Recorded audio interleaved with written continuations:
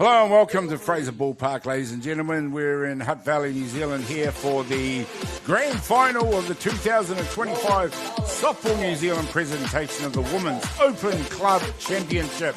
And Gary Rohihi for Beyond the Dugout Broadcasting here on day 4, game 69, hosted by the Hutt Valley Softball Association.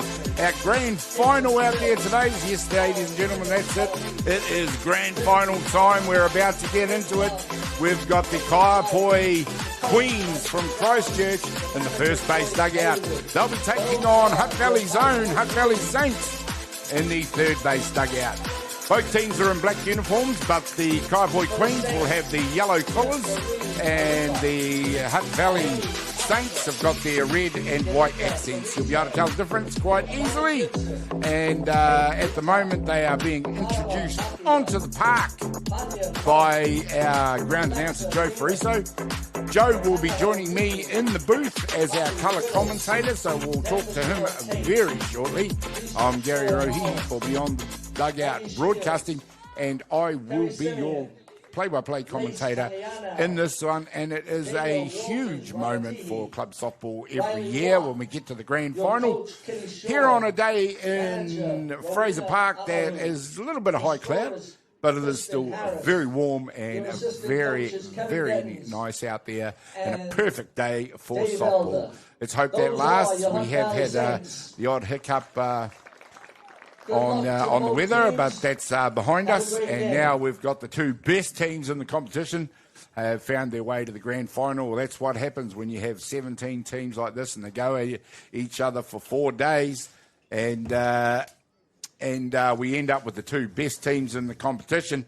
So Hutt Valley Saints, third base dugout, taking on Kaiapoi in the grand final. We'll just take a brief pause for the national anthem, and then we'll be back with Joe Friso and myself for more.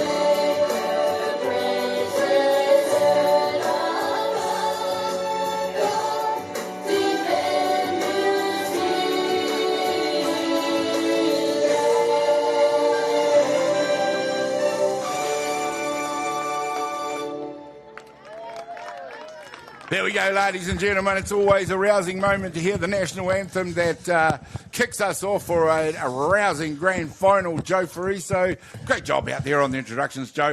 But this is the big one, isn't it? The big show. It's what we've all been looking forward to. That national anthem raises the hair on my arms. We're ready for a barn-burning game. Kaiapoi, Queens. Well, the commentators, Gary Gaz Rahihi and Joe Say It Ain't So Friso, will be live and bringing you the best presentation of Beyond the Dugout softball that we can. The 2026 Club Nationals. Hand it over, Gary. The Gaz and Joe show. There we go, the grand final. We're going to just quickly take the moment while the players take the diamond. We're going to run you through the lineups. I'm not quite sure who the top of the order is. It looks like it's going to be Kaiapoi, so we'll start you with their batting lineup. Leading off for them will be number 18, Britt Vonk. Mackenzie Bailey McDowell will follow her. Number 7, Lindsay Thomas. Then Narissa McDowell, followed by number 21, Meliana Markia. Caitlin Sill, Heaven Sampson Loughley, and Al Spinnus Valenos. Then Honora Hess. And, of course, the DR will be left fielder Carlin McClay. There we go, and we'll also give you the defensive lineup out of right field. Riley Watt for Hutt Valley Saints, Poppy Brittle, Marama Markia. Danica Friso at shortstop, Lacey Tungiano at third base. Second base, Denver Shaw Tate, Misha Shaw Wallace at first. Pania Monk doing the pitching to catcher behind the dish, Ivani Gibson. There we go, ladies and gentlemen. We're ready to go as the pitchers take their warm-ups. And out there pitching for Hutt Valley Saints was scheduled to be on the list, Pania Monk. We do have another pitcher out there. We'll get you that in a minute. Arini Costa. Arini Costa comes in to do the pitching. Yeah, Arini was number the DP. 11. Yep. And DP in the order. They always spring these things on us, Joe. No doubt about it. Yeah, they just wanted to have Arini in the DP spot and then switch that just at the game, and then they can swap Panya in later on if they wanted to. Well, Joe, we've got two fantastic teams out there. It has to be said that Hutt Valley Saints came through via the game this morning, the semi-final, in which they really did put the hurt on the Giants from Brisbane to the tune of 9-0. Who do you think is, just give us one person to watch out there that the people at home might want to pay particular attention to?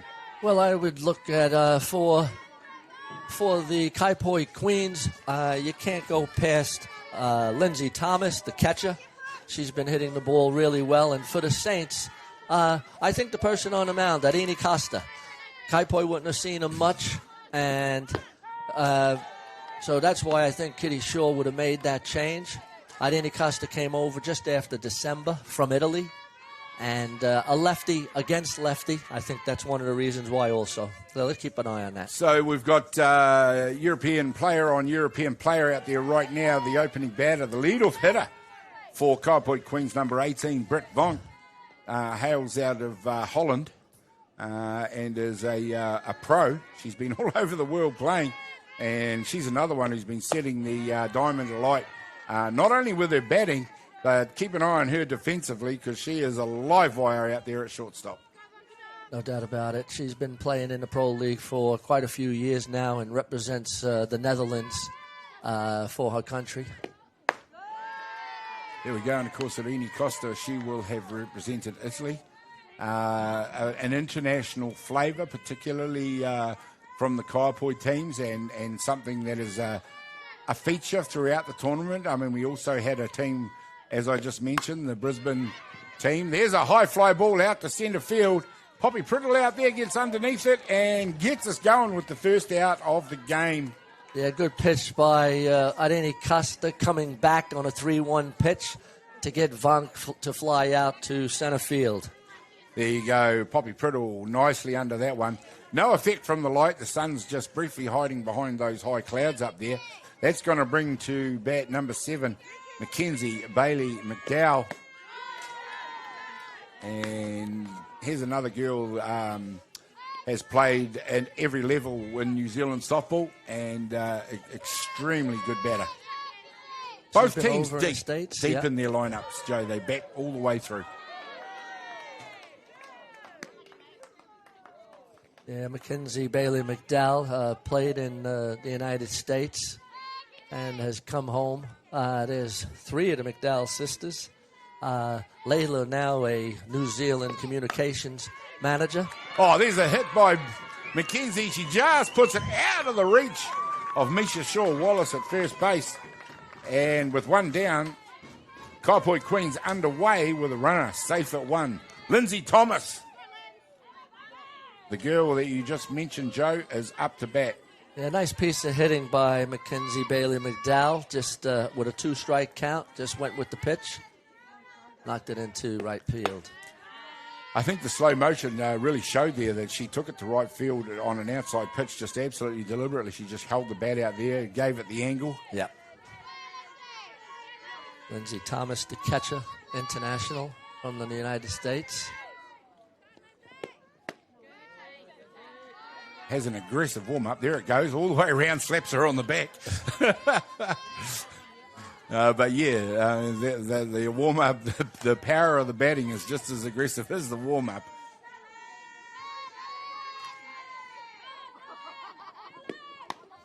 There we go, pops that one back. It's gone over the top. Too far back to land on top of our commentary position.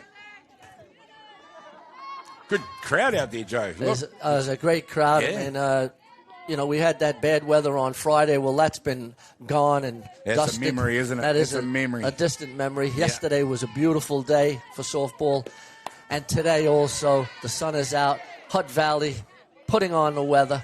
No better place to be than Fraser Park, home of Hutt Valley softball. Here we go. One of the spiritual homes of softball in this country is Fraser Park.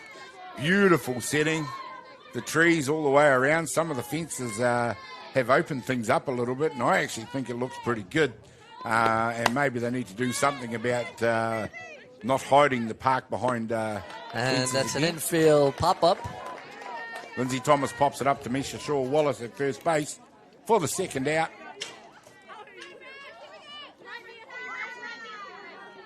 There you see on the replay, Irene Costa very early with 2 outs in the top of the first innings, already peppering the outside of the zone. The outside edge of the plate. This one through the middle, though, and it is hit hard. And it is a left fielder, Marama Markia, who goes out there to make the catch. And there we go. We've had 4 batters and 3 outs, and the top of the innings is already over. As you see, both fielders, good communication out there to take that catch and end the top of the first. We'll be back in just a minute.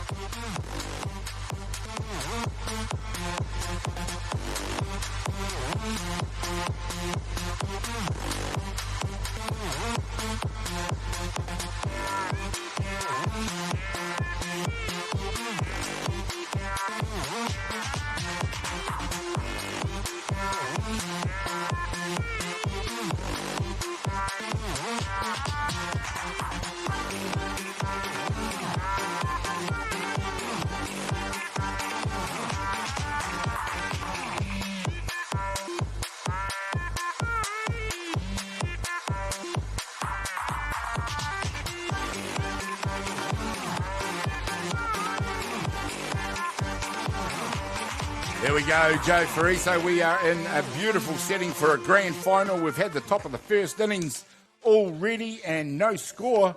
And we go to the bottom of the first innings. I'm going to just quickly run you through the 2 lineups, this time in reverse. Of course, the batting lineup for Hutt Valley Saints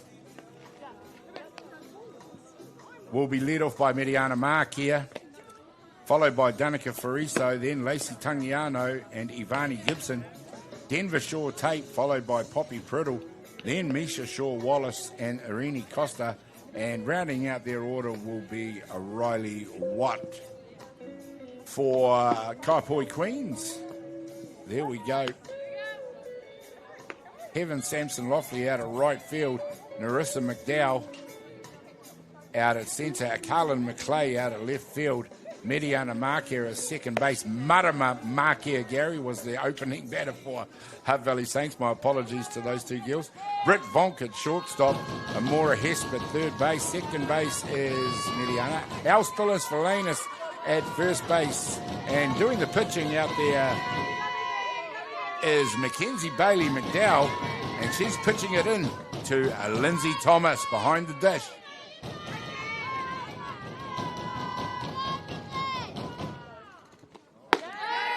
Sorry about that, Joe. I got the 2 Markia girls around the wrong way. I'm sure they wouldn't have appreciated being put in the opposition teams. Yeah, we got Mediana playing, I think, second base, and Marama playing left field.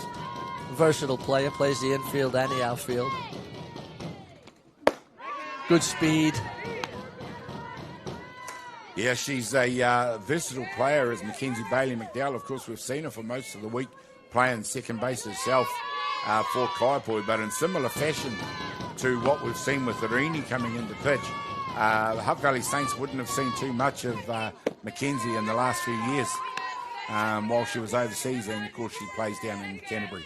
Correct. I mean, I think Mike has her, Mackenzie Bailey McDowell starting with Al Spinners Valanese in the wings.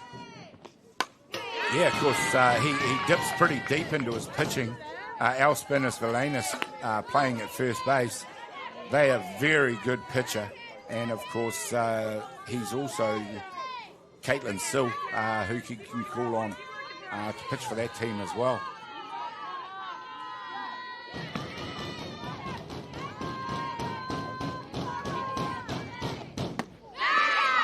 There we go, and it's Bailey McDowell that gets the first out, strikes out. Marama mark here to bring in number 2, Danica Fariso. Now, Danica playing with a little bit of a light sprain, but certainly doesn't seem to have affected her today. So there must have been some good medication going on in that household last night.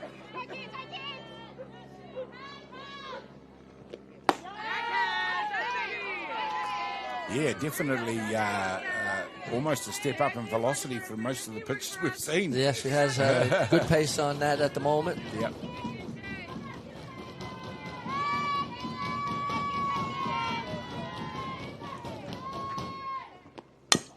This time, Fariso gets it. It's out to third base. She's legging it out. The throw goes across the diamond. And there we go. Nice fielding out there by Honora Hesp to pick that up and throw it to first base. Both infields are very tight. Do a great job of backing up their pitches. No doubt about it. It was a good play. Just a little squibber down the third base side. Third base came up quickly and got the speedy Danica Fariso. The ankle might have been a little bit troubling there. Lacey Tangiano. But make no excuses for that. It was a nice play by the third base. Lacey Tangiano comes up to bat now, number 20 for Hutt Valley Saints. And she's having some day already. They came through the qualifying game this morning. And she has been hitting the ball very hard. That one low in the zone. A little bit of a surprised expression from Mackenzie out there. Probably thought that might have been closer to the strike zone than the umpire thought it did.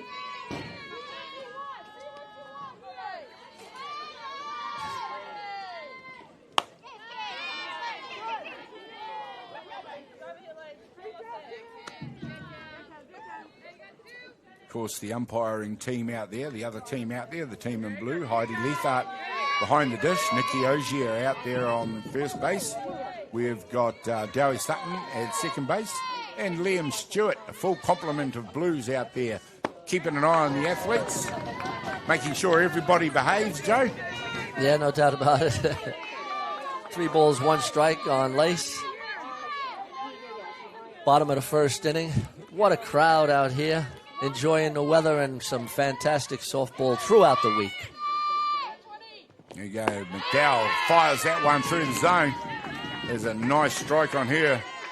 She has been pitching a little bit around the zone to Lacey because she does possess a very powerful bat. 3 balls, 2 strikes. Bottom of the first, no score.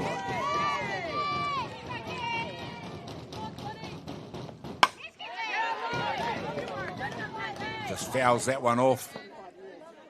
Good pitch too, Joe, so you have to get a piece on those just to make sure you stay in there. Yeah, well, that's right. Good hitters do foul off good pitches, and then they make the pitcher try to come back into the zone just that little bit more. Hey, we got a barbecue going out in right field. Oh, normally we have food delivered, but I don't think we're going to see any of that, Joe.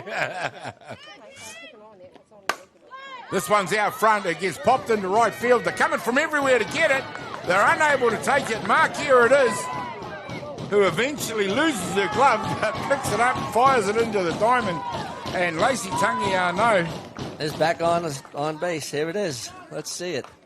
Here you'll see again. We see the outside pitch, and again it's taken to right field. Both players in a near collision, and that could have been disaster for Kaiapoi.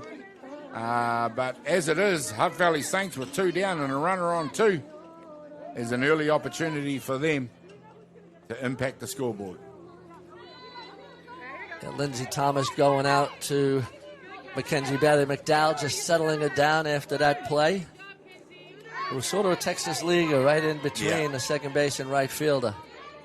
Pitcher hasn't necessarily done anything wrong there because the batter hasn't hit it properly, but yeah, they still just bloop into that no man's territory. It's a nice pitch on the outside, just too far outside the plate. There we go, everybody taking shelter from the warmth out there at the moment. There you see people all around the outfield there enjoying the beautiful conditions, enjoying this grand final. This time again, it's taken to right field. It has gone deep. Well, just foul. And goes just foul. Nice Varney piece of hitting. Gibson doing the hitting for Hutt Valley Saints.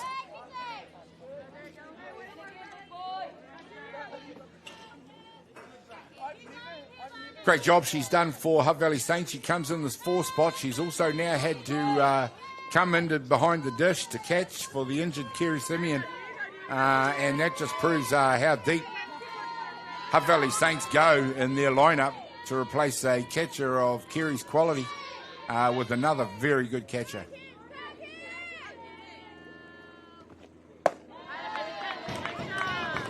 A little bit higher in the zone this time. 2 balls, 1 strike. Avani likes to go to right field. She can extend her arms. It's what she likes to do. She's a bit of a cricket player also. Number 7, Matangi Honuku, is doing the running out there at second base. And if she gets an opportunity, she is fast. Yeah, Lindsay Thomas and Mackenzie Bailey McDowell just sort of gone out there a couple of times just to talk about the zone and maybe the signals, making sure they're on the same page. 3 balls, 1 strike. It's a hitter's count. Varney Gibson in there. It's a nice pitch this time. Paints a stripe down the outside of that plate for a strike. Yeah, again showing some good pace and just on the corner there.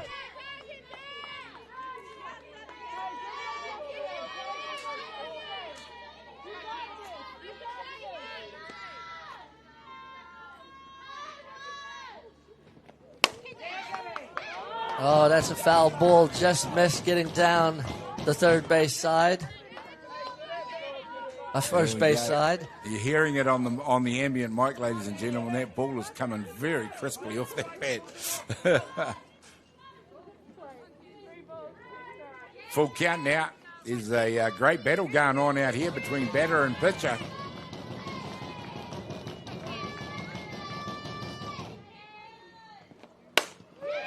This time That's a base hit. He's hit it straight through second base. The runner's coming through. Nuku scores. There we go. Gibson heading to 2. And early advantage to Hutt Valley Saints. 1-0 in the ball game. With a sliding double to drive in the first run of the game. There you see on the replay is a beautiful piece of hitting. Great effort by Mark here, but she couldn't cut it off. And Gibson heads to 2. She comes in safe. Brings up Denver Shore Tate. Denver Shore Tate comes up to bat now, number 6. It's an exciting moment for Hutt Valley Saints as they get ahead in this ball game, 1-0. Shore Tate launches one into the air. They'll come from everywhere to get under it, and in the end, it's Mark here that gets under it out there and takes the catch for the 3rd out in the innings. 1 inning complete. It's Hutt Valley Saints 1-0 up over Kaiapoi in this very exciting grand final. We'll be back in just a minute.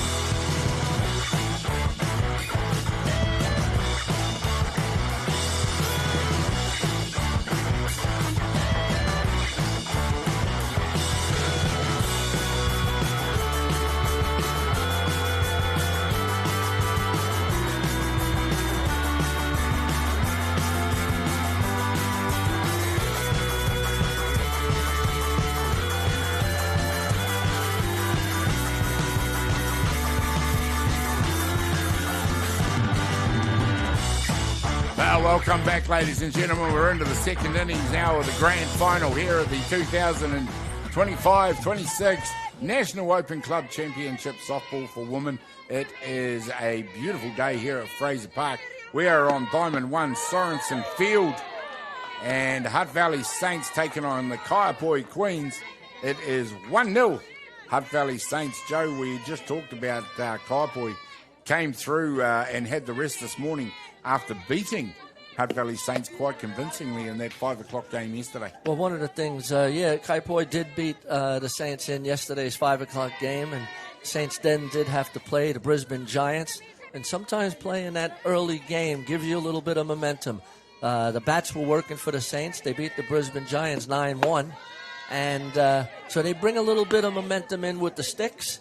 And also now with the change of pitcher to Irene Costa, just throwing a little of that variance in there. It's a little early in the ball game, and this Kaiapoi team do hit. They sure do. In fact, that's the feature. Oh, there we go. That is hit like a rope. Goes to Lacey Tangiano. And number 21, Meriana Marquez, shows you what an athlete she is. She beats out the throw, and Kaiapoi Queens up and running. There's the replay. She hits this one like a laser beam straight at third base. Lacey Tangiano all but caught it, but couldn't hold on to it. Backed up by Fraser. She fires it across the diamond. Well, there you go. That just illustrates what Kaiapoi, what you just said, what they're capable of coming back with. Up to bat for them, number 5, Caitlin Sill.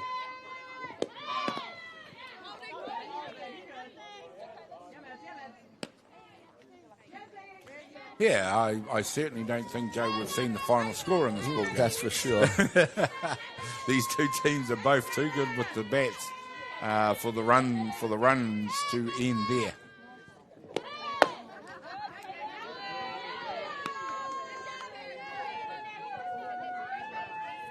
Two balls, no strikes.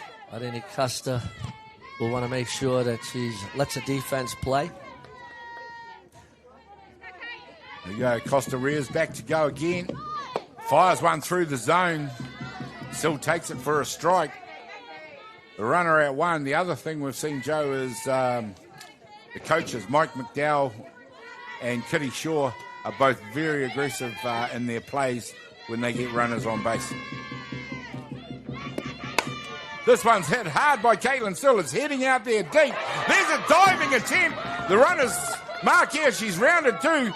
She's heading towards 3. And now we're seeing Kaiapoi putting huge pressure on Hutt Valley Saints. There's the hit. It's gone deep right between the two fielders. There's a desperate dive for a catch by Poppy Priddle. Oh, great attempt by Poppy Priddle in center field. She had to go a long way. Yeah, very hard to affect the catch. That definitely would have been one for the highlight reel had she got it. And here goes Heaven Sampson Lofley. Now, this girl has been hitting up a storm today. That's true. So you're going to have to be careful here. And when she gets on base, she can scoot around the diamond as well. Looks to do things in a rundown situation. There we go. We've got the rundown going. And it is Mark here. The arm is out. She's going to be given home plate.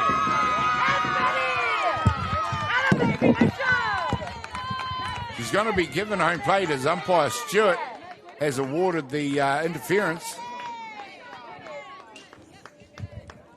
Umpires will confer as Kitty Shaw rightly has come out to question it.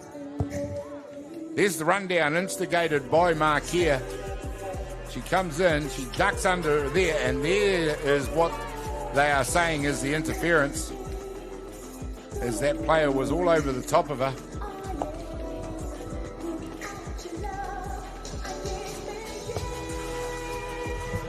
The umpires do have to confer on it. We'll see what the outcome is in just a moment.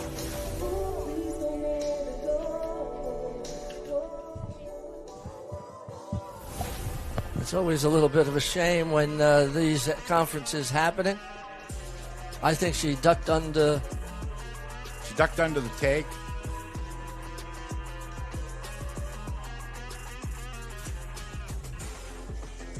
Heidi Leithart is just going to explain the decision, I believe. Both umpires put their arms out. There's where it might have come there.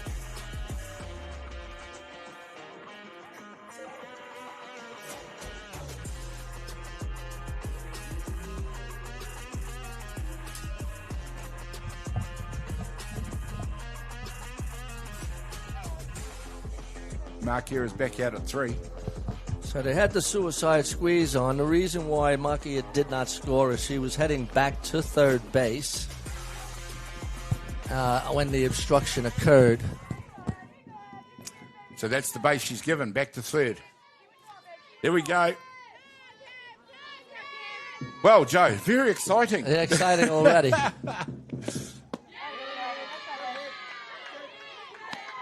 Second and third, none down. Top of the second inning. There we go, and it is Samson Loughley in the batter's box still. We are as we were with the runners on 2 and 3, and it is still none down, so still an extremely dangerous moment. You see, Loughley has hit it hard in the centre field. Again, the catch can't be taken. This time, Markia comes home unimpeded and scores the tying run. Still none down. And I just said that Samson Loughley is having a day out there today. She is hitting well. Continues at it. She is hitting well. It was just unfortunate the obstruction occurred, which kept Midiana on third base and gave her the opportunity to score. They still had a runner at third base anyway.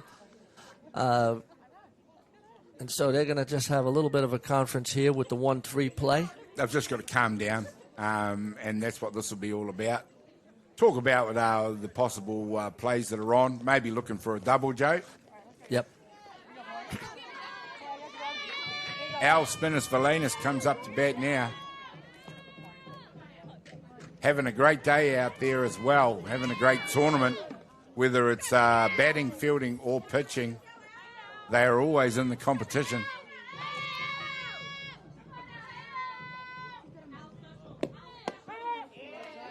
Nice pitch by Costa. Keeps it low in the zone.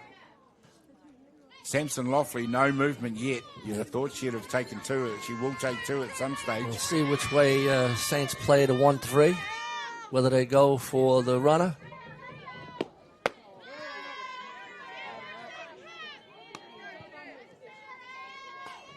The runner at third probably doesn't have as good a speed as, say, a Midiana Markia. Caitlin Sill, yeah. Interesting, she didn't back up very far on that. She is expecting something to happen. This one through the zone. Nice pitch. Spinners-Valanis being very, very patient out there. 1 ball, 2 strikes. I would expect to see Heaven Sanson Loughley in motion. Pulls the strings on that one. Dips out of the zone for a ball. Mike McDowell normally manages to cook something up in these situations. No doubt. 2-2 count. Yeah. None down.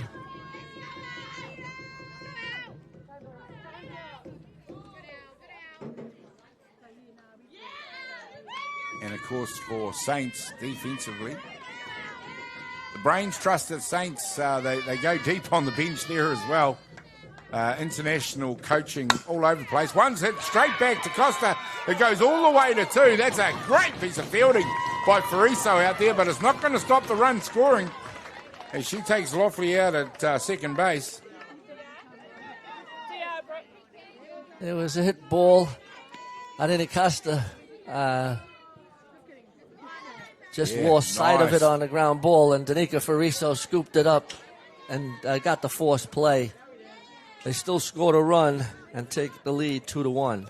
Hit straight up the middle by Spinners-Valanis. They have had a runner out there, and it is be number 15, I believe, will be their DR. Kiana Gaiki. My apologies if I'm still getting that wrong.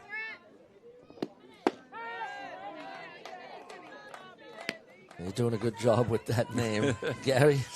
We do get tripped up by a few, and we do try our best. Thank you very much for that, Joe.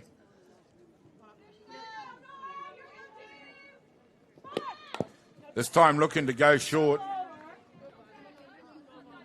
It is Honora Hesp out there doing the batting. The third base for Kaiapoi. Also performing very well in this tournament. Having said that, you do have to perform very well in this tournament to get to the grand final. No doubt. I was talking to Sandy Wallace today, and it was in the Roosters Saints game, and Sandy had said, as long as the Saints stay in the lead, they'll win the game. Well, is that wisdom? It's like saying if they're one ahead at the end of the game, they'll win. Exactly right. This one hits straight up the middle again. Short Tate steps on second, looks for the extra out, but does take the out at 2. Nice play by Denver Short Tate. Did it unassisted, threw it over to first, and the speedy Honora Hess just made it to first base. Oh, there's no doubt that execution is having to be on point by the infielders as they're getting plenty of work to do. Britt Vonk comes up. Kaiapoi Queens 2 runs to 1 ahead of Saints in the grand final. And one thing we can guarantee, and we've already mentioned, that won't be the final score. No, that's for sure.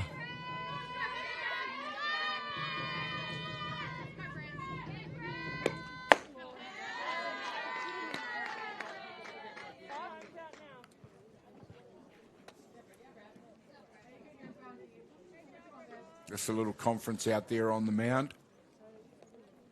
Yeah, Heidi's having to do her work because the catchers and the pitchers want to make sure they're on the same page. So there's good-looking blokes right there on the screen.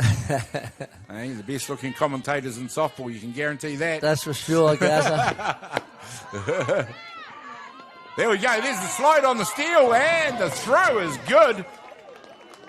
Danica Fariso with another nice play to grab that ball and make the tag. Great play by Varney Gibson. That throw was right on the money. It was very much on the money. Still done, and it is Kaiapoi Queens head back to the dugout, and we are going into the bottom of the second with Kaiapoi leading by 2-1. We'll find out what Saints can do when we come back in just a minute.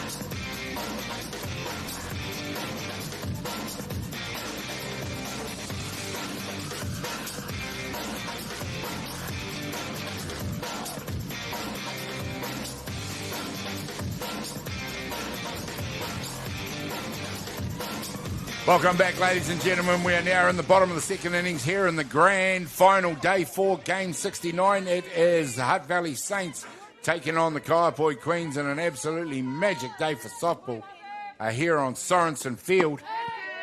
Poppy Priddle up to bat, and we've already used a galaxy of superlatives to describe this girl, but she illustrated this herself in the last game, Joe, when she launched one out the fence and then ran an in the diamond home run. Yeah, Poppy has tremendous speed. Plays in fantastic center field, as you saw in the previous inning. Okay, she didn't make those the catches, but she went a long way and stopped those balls from becoming extra bases. Well, she's only a matter of months into her softball career as she launches one into left field, and around first base she goes for a stand-up single. Poppy Great Priddle piece of gets them hitting. going. There we see she just waits on it. And again, we're seeing a lot of off-field hitting from all the batters. Beautiful piece of hitting there. Of course, being a lefty, the off-field for her is out in left field. Misha Shaw-Wallace up to bat now. Again, another one that's got a lot of talent with the bat. Shapes to bunt straight away. Yeah, the third base for Kaiapoi is coming up, but Al Spinas-Velanese is staying back a little bit further. So if the bunt's going to go down, it should be down the first base line, I would say. There it goes. Joe predicted it. It was a good bunt, just spun foul. Exactly where it needed to go. Nice job by Shaw-Wallace, but it just goes foul. Calm heads out there. You could hear Spinas-Velanese telling them to leave it alone, let it go foul. Good communication out there by the defense.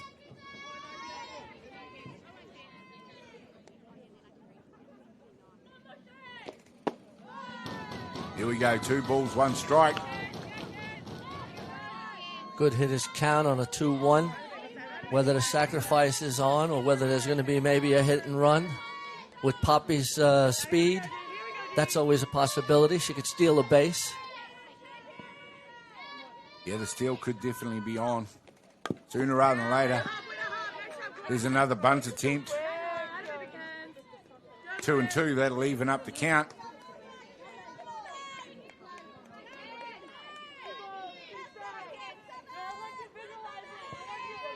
One in the pitcher's favour now. Mackenzie Bailey McDowell out there on the hill.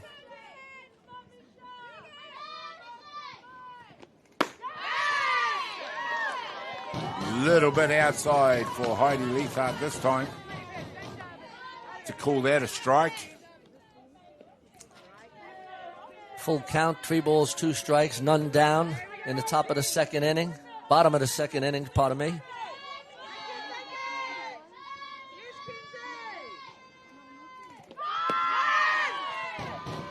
She was going on a 3-2, but it was a base on balls, and the Saints have runners at first and second, none down. Irene Costa comes into bat now doing the pitching, but she is also dangerous with the bat. And we're now getting into dangerous time for Kaiapoi, as it is Saints with none down, with runners at 1 and 2. Looking to impact the scoreboard. As games are finishing around the diamonds, we are seeing the outer oval there, so to speak, filling up more and more. It's beginning to look a real picture with all those spectators out there.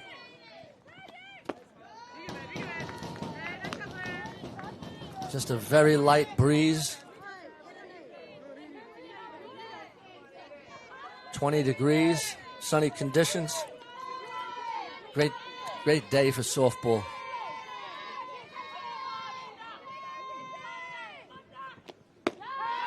Yeah, this time McDowell fires a strike across the outside of the plate.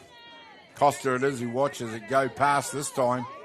She needs a good look at Bailey McDowell's pitching.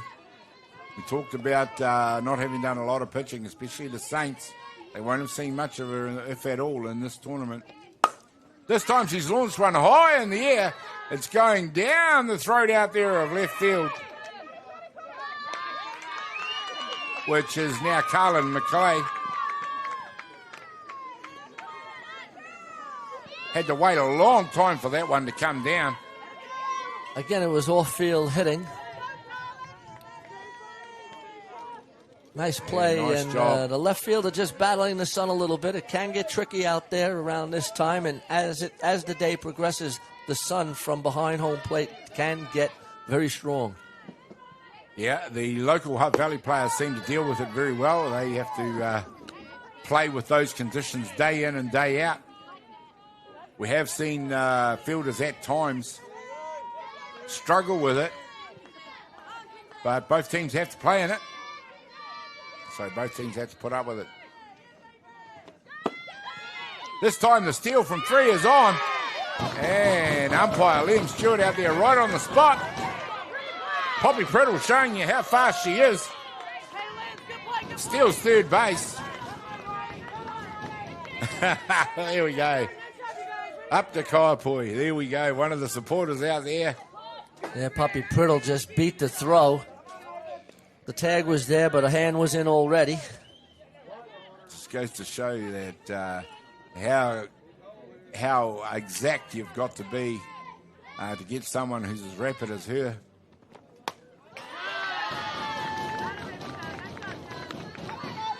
Riley Watt now will be wanting to put the ball in play. Rini Costa, of course, the batter out on that fly ball. That's Riley Watt in the batter's box now. Number 3. Kaiapoi have the fielders in.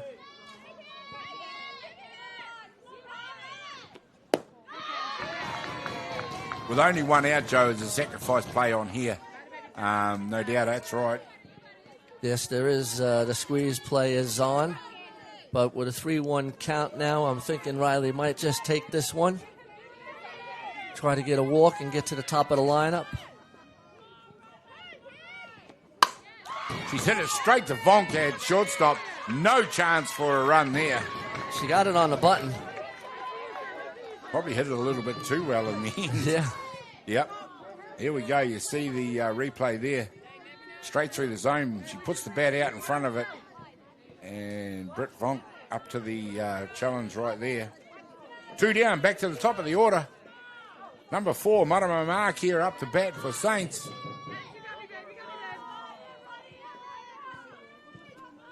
Already shown us what she can do in the ball game and in defense. Struck out in her first at bat.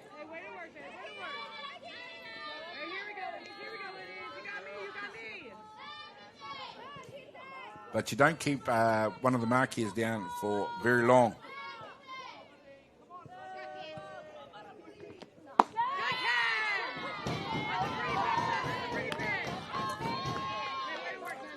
Some nice pitching going on out there. That one just a little bit too far off the plate. Called a ball.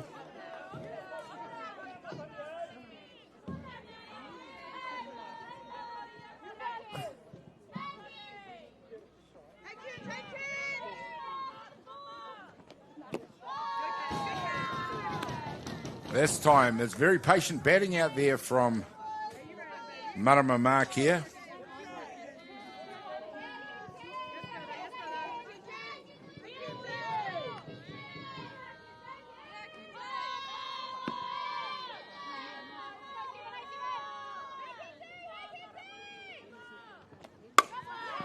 That's going to be hit hard up the middle. A run scores. And the a run's base going hit. to score, even up the ball game. Wonderful job by Marama Mark here. That's a infield single. It was a nice play by the shortstop to keep it in the infield and save a run. That would have scored 2. Brings go. up Danica Fariso, the shortstop. Mark here safe at first base. There's a run scored there. There's 2 down. Danica Fariso up to bat now. That's prompted a bit of a conference in the middle of the diamond there. Joe, we're going to get a few of these throughout the day. No doubt. There's runners at first and third. There's 2 down. I guess they're just going to work out whether if Marama maybe steals, tries to steal, if the throw is going to go down to second base, or is it going to be the second base possibly coming up to stop the run? So it's working on the defense at the moment. Just making sure they're all on the same page. And Kitty Shaw will be doing the same with Marama and Matangaho Nuku. Of course, Matangaho out there at third base doing the running. Number 7. Danica Fariso in the batter's box, getting ready to go. Takes a strike on the first pitch. Runners on the corner. Dangerous time for Kaiapoi. We're in the bottom of the second innings already in this ball game. Exciting times.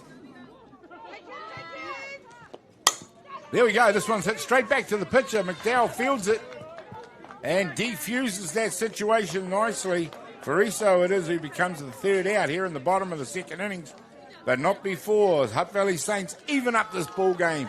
We're all locked up after 2 innings. 2, 2, and 2. We'll head to 3 in just a minute.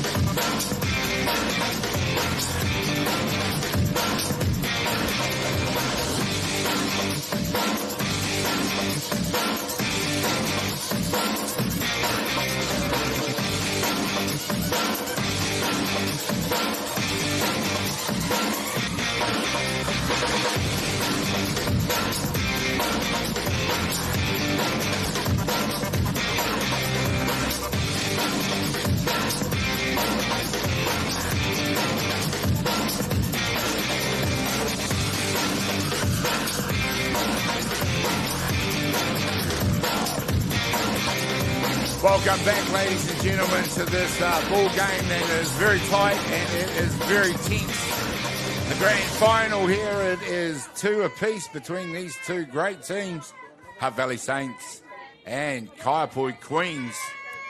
Kaiapoi it is up to bat now. Britt Vonk, the leadoff hitter, out there going to work.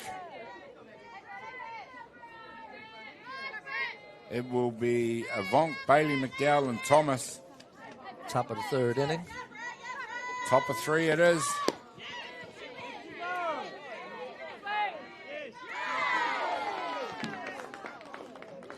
The question is asked, did she swing? The answer was given, yes. 2 balls, 1 strike on the batter. We've already seen Vonk's power when she launched one yesterday over the centre field fence. She's got a great eye. Tough to strike out. Great speed. One of the premier hitters in the world. You got to be on your game. She's picked the walk. That underlines her quality. They pitched around her very much there. Mackenzie Bailey McDowell comes up to bat. And Hutt Valley Saints bat all the way through the order. Well, so do Kaiapoi Queens. Absolutely.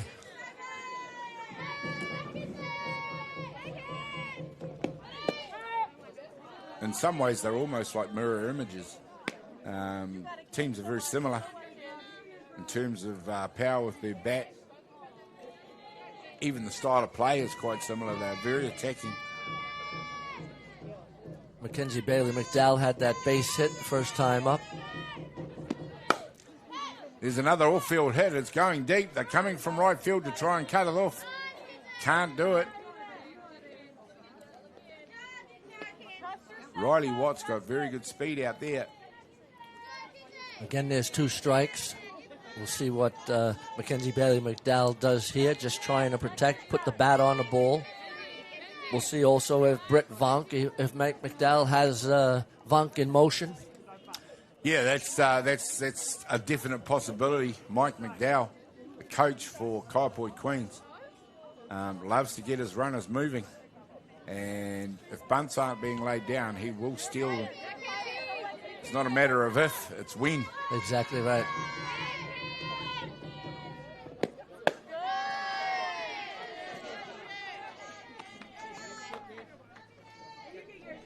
Still, the way this one's going at the moment. 1 ball, 2 strikes. Pitcher's ahead of the count. The steal could be right now.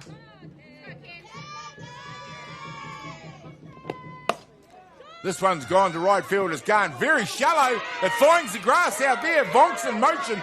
She's going all the way to 3. Bailey McDowell's gone to 2. And there we go. Kaiapoi this time get the job done. There's the replay for you. It's taken to right field. We've seen a lot of this from both teams. Just putting the bat out there and taking it opposite field.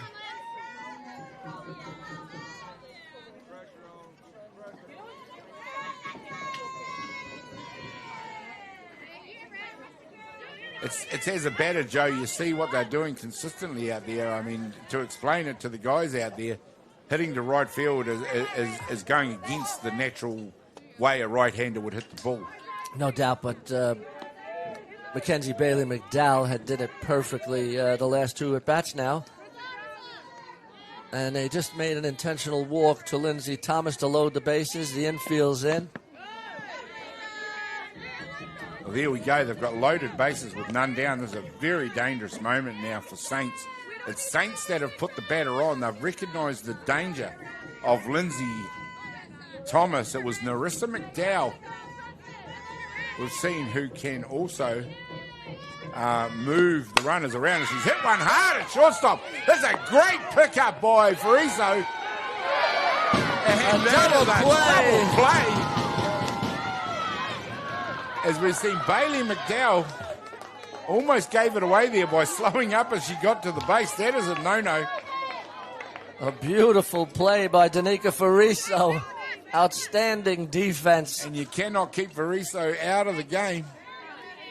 She's just bossing it out there from shortstop. And from none down in danger, it's still a dangerous situation. But you now have two down. So the automatic was taken at home plate, followed up by the double play here at third base. Followed up by the double play at third base. Lindsey Thomas it is who is out there at second. You have Narissa McDowell at first, two down, and to catch us all up, it is Marama Markia who hits it straight up the middle. Here it comes into a home plate. And it is a Britt Vonk who scores. Number 18, Britt Vonk who scores. And there we go. This game just keeps swinging and changing. 3-2 now to Kaiapoi. Yeah, nice piece of hitting by Mediana Makia. Mediana Makia gets the job done. First and second, two down. Of course, Lindsey Thomas came and sat down. It was Vonk being the last out who came and did the running for her. That could have made a big difference, too, because Vonk has very good speed. Anybody else, they would have had a play at the plate. Yeah, absolutely. Vonk was the first out originally. Came in to do the running. Clean pair of heels. Mediana Markia out there at first. Narissa McDowell at second. This one's hit hard, turned on by Caitlin Sill.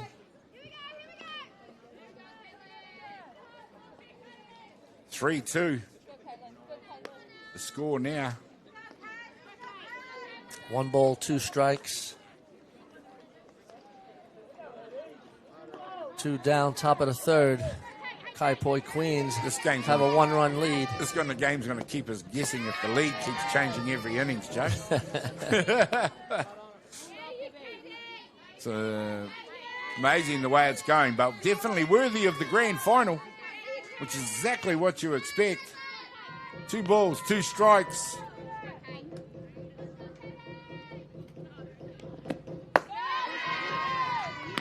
There we go. Nice job being done out there by Sill. Making Costa throw a few pitches out there. 3 balls, 2 strikes. Saints are still not out of the danger zone yet. They'll want to try to get Sill. One swing of the bat. Could do it right here. There's one. A high fly ball out to right field. Second base gets under it. Can't take it. One's going to come in. Now Kia's coming round. She goes back.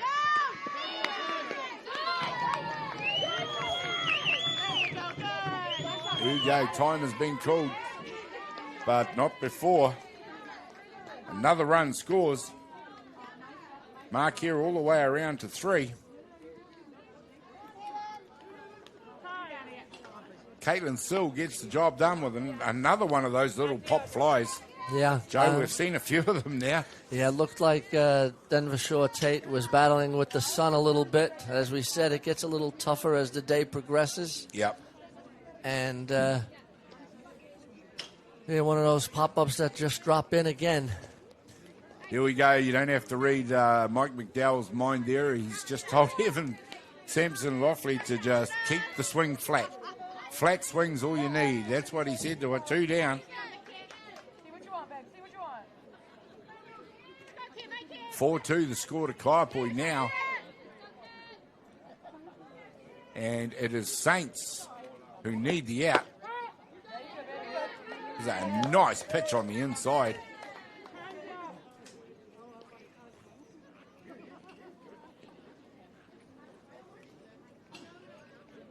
Here we go, battery coach Dave Elder, along with Kerry Shaw, coming out to have a chat.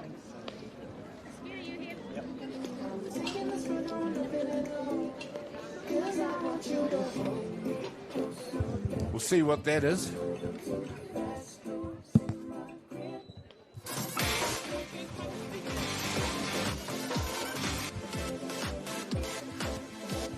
Coach Leithart heading out to pitcher's mound.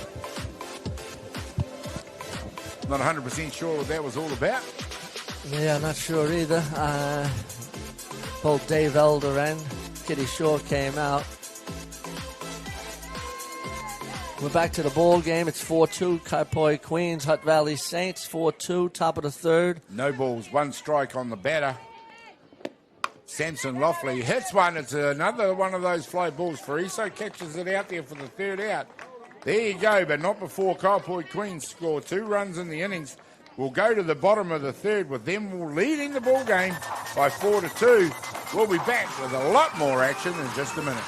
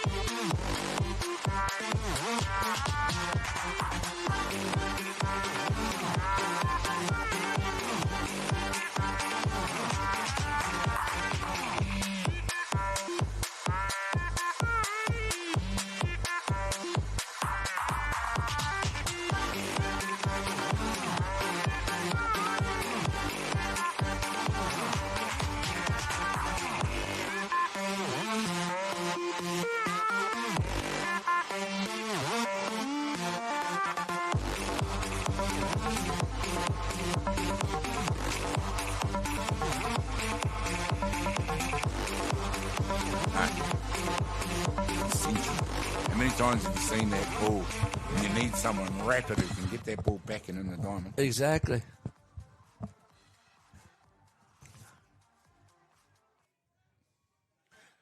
Welcome back, ladies and gentlemen. There we go. It's number 20, Lace Tanyano, who has a cut at the first pitch. And what a ball game we have here right now, Joe. It's 4-2, Kaiapoi versus Hutt Valley Saints. And Hutt Valley Saints now, who are going to have to dig and find something. They've managed to so far in the ball game. Let's see what they have to offer to this time. And they're in the right part of the batting order as well. Absolutely. Lace Tangayano. There's a drive. Drive up the middle. And there's Narissa McDowell who gets under that one out there and takes the catch for the first out. And she tunked that one too. Lace Tangayana with a fly out to center field. She got all of it.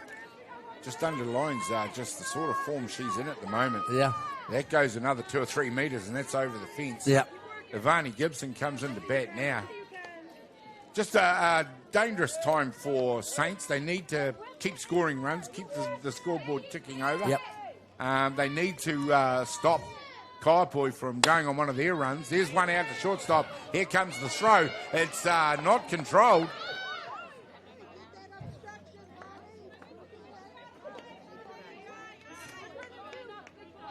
Here we go. Here will come the replay. And we can hear Kerry Shaw just asking about obstruction out there. Here we go, and Valanis did try and pull away Now, out of that. Vonnie Gibson should have ran to second base, and she would have got second base for free. Yeah. Because it was an obstruction, so she couldn't have been called out. But Yeah, she had to make an attempt to go to second. That's what Coach Shaw was talking to her umpire. Not to the umpire, to her athlete. This one through for a strike. Vonnie Gibson. She's been on 2 out of 2 times. Hit Out that one there. in the 5-6 hole. Denver Shaw Tate is batting. Gibson batting very well today and yesterday as well. Really has come on in the tournament.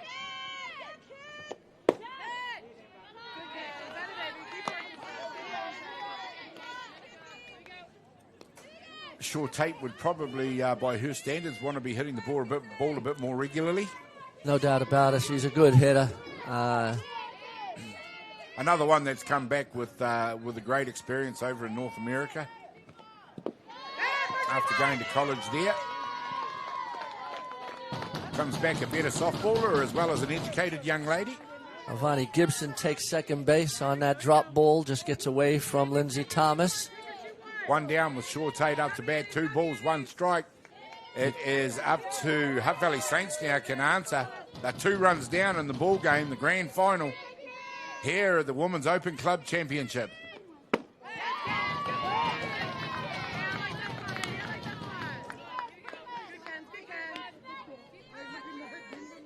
Both teams... 3 balls, 1 strike. Both teams, Joe, marched into the grand final, really, didn't they? No doubt about it. Well, Kaiapoi had a decisive win in last night's 5 o'clock game. Came in undefeated. This time is Shaw Tate who hits it out to second base, scoops it up, and gets Shaw Tate out at first for the second out. But not before Vonnie Gibson scoots across the third. There we go, gets it right on the end of the barrel. You can't get any power in that. Yeah, she was going the right way with that pitch. Just didn't get enough of the barrel on it.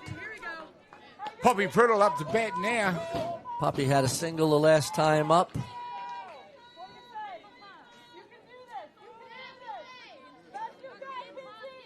There she goes. The pitch comes in now. Low in the zone. And you do not want to get behind in a count to Poppy Priddle. If she knows it's coming through the zone, she will meet the ball with the bat. And Poppy has very good power also, so she can slap, she can bunt, she hits the opposite way, but she can also pull the ball and hit with power.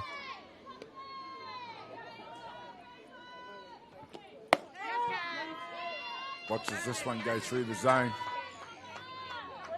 Looks like there's been a little bit of a conversation around there about staying patient, taking a few pitches. You can hear Al Spinners Villanis talking to the pitcher. Oh, this one's popped into centre field. They're coming right to get it. The catch is made by Marissa McDowell, who goes a long way to get that one. And there you go, ladies and gentlemen, as we see the replay there, that was a moon shot to centre field. She moved a good 20, 25 metres to catch that. And there we go, 4-2, the score remains. That is what Kaiapoi will have wanted. Now it's up to Hutt Valley Saints to see if they can do the same. We'll be back to find out what happens in just a minute.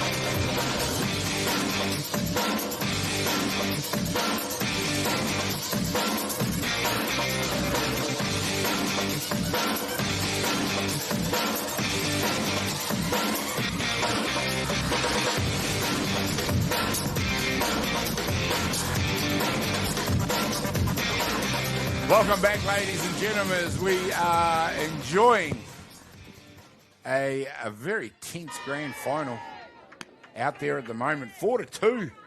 Joe, we just talked about it. One of these teams was going to have a 3 out without impacting the scoreboard. It's Kaiapoi that got it.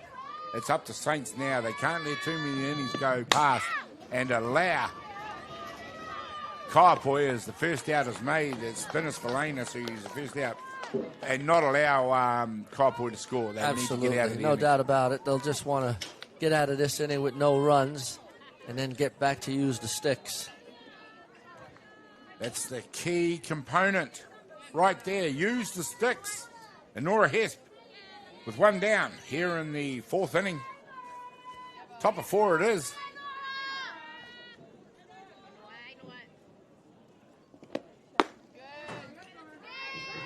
Nora Hesp, third base. Played a good defensive third base. She sure does. Very good speed.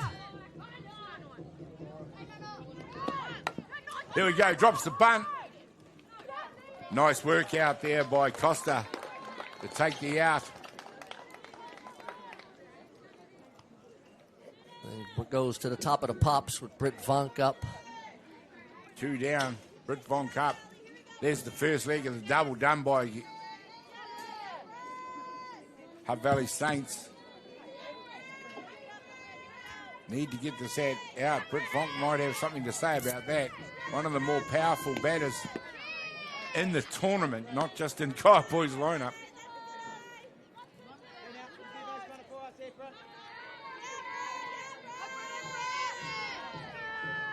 Saints get the first 2 outs of the inning. It's where they wanted to be. Now they want to make sure that they can get Vonk.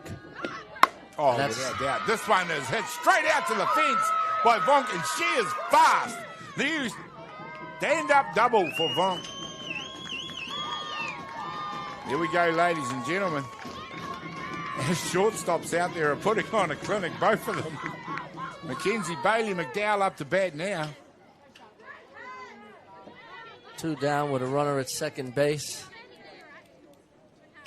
Mackenzie Bailey McDowell has been on her 2 times up. Here we go. Saints need to get this third out, but for Kaiapoi, they'll be looking to get runs, and Bailey McDowell has launched one. This is going to go all the way to the fence. It's going to score Vonk from second, and McDowell standing up at second. There's an RBI double for Bailey McDowell. Gets the job done, extends the lead now, and the gap is getting significant in the context of a grand final, Joe. 5-2. Yeah, as you were saying, Gary, earlier, Kaiapoi bat from 1 to 9.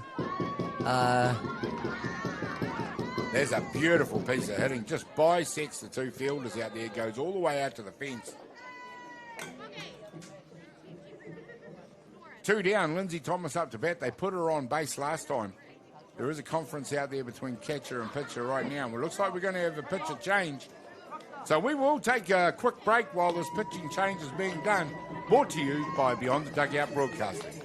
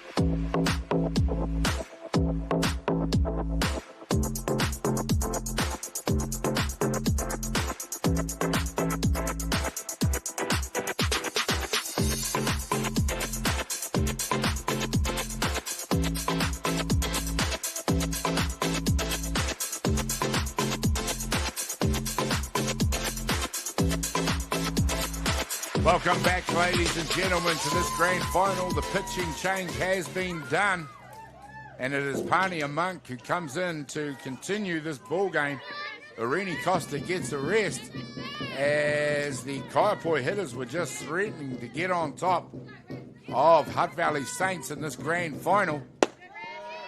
Pania Monk in the last 2 days has been very good out there. Probably almost a little bit of a surprise that she didn't start this ball game, but certainly Irene Costa, a pitcher that's capable of getting the job done. Yeah, other than a couple of C&I base hits, she was getting hit a little bit just recently, but before that, it was a couple of little hits that dropped in that caused the damage. Well, the runner is out there for Lindsay Thomas, who was once again placed on base. And that was the last out. Of course, Lindsay Thomas being the catcher, she gets the two-out catcher rule. So Nora Hess, the last out there to do the running. Runners at 1 and 2, 2 down. And there's a wave at the ball, and straight away, Pania Monk proves to be the difference as Narissa McDowell has struck out to be the third out in the inning, but not before the lead is extended by Kaiapoi over Hutt Valley by 5-2. We'll be back with more action in just a minute.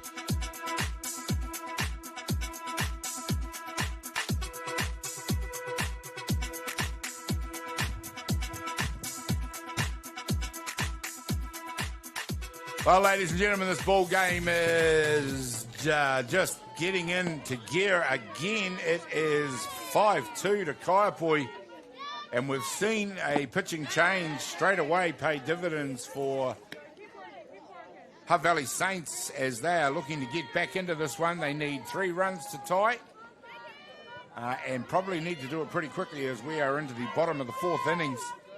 We just were talking about the pitching changes, Joe, as we see Misha Shaw-Wallace hit one high into the air. Britt Vonk gets underneath to take the first out. But you were talking, Joe, about when Kaiapoi might make a pitching change of their own. Yeah, and I think, Mackenzie Bailey McDowell is pitching a good ball game. But I think if the Saints can score a run or two and put a little pressure on, I think you'll see Al Spinners-Velanis coming in to do some of the work. Nice pitch. In saying that, if Mackenzie Bailey McDowell continues to get out, then I think Mike McDowell will stick with her as long as he can. 5-2, 1 down. Costa up to bat. Irene Costa just replaced on the hill, but doesn't get replaced in the batter's box. There's a strike against her. 1 ball, 1 strike. Bottom of 4. 5-2 to Kaiapoi.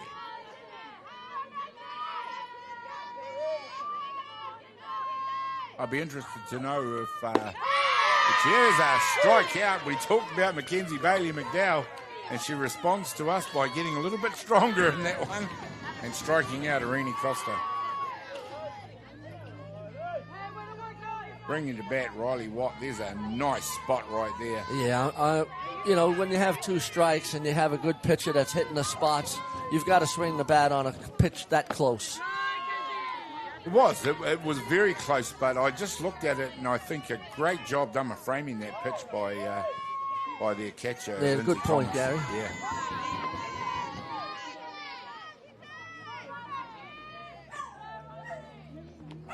This time hit hard into the ground by Riley Watt.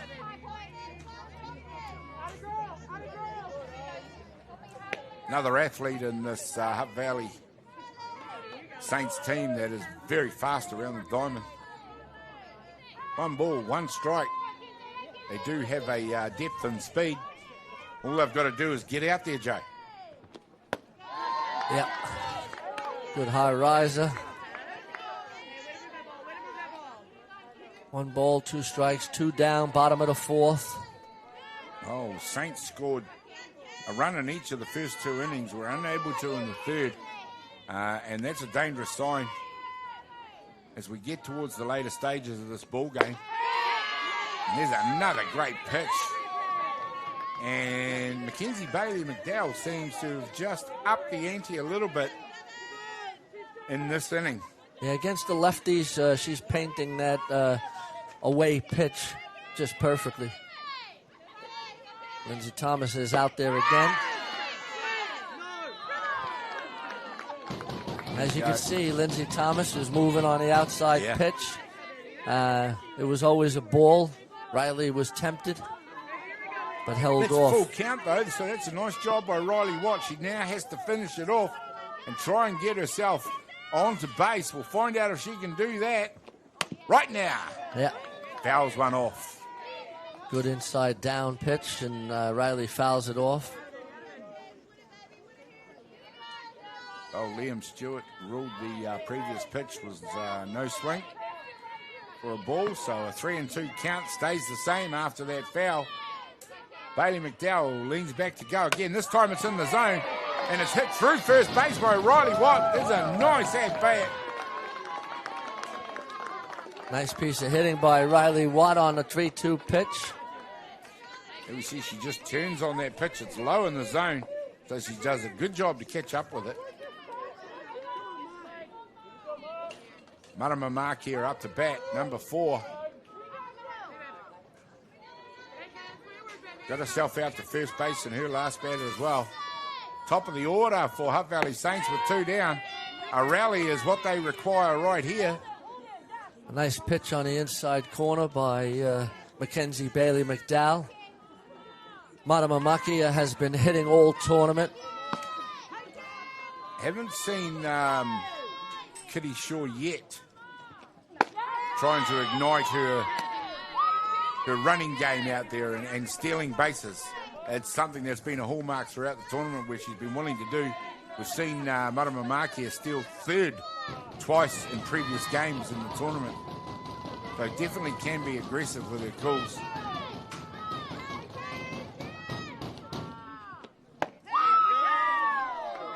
Lindsey Thomas, again, going to the outside corner. The disciplined Marama Makia takes the pitch, and it's 2 balls, 1 strike, 3 balls, 1 strike. I think I saw a 2-1 call on this time it's popped out to second base. Takes the catch, does Mediana Makia, and the 3rd out is affected. And we are now 1, 2, 3, 4 complete. And it is 5-2 to Kaiapoi. They have a significant lead. It's up to Hutt Valley Saints to see if they can come back. We'll find out what happens when we come back in just a minute.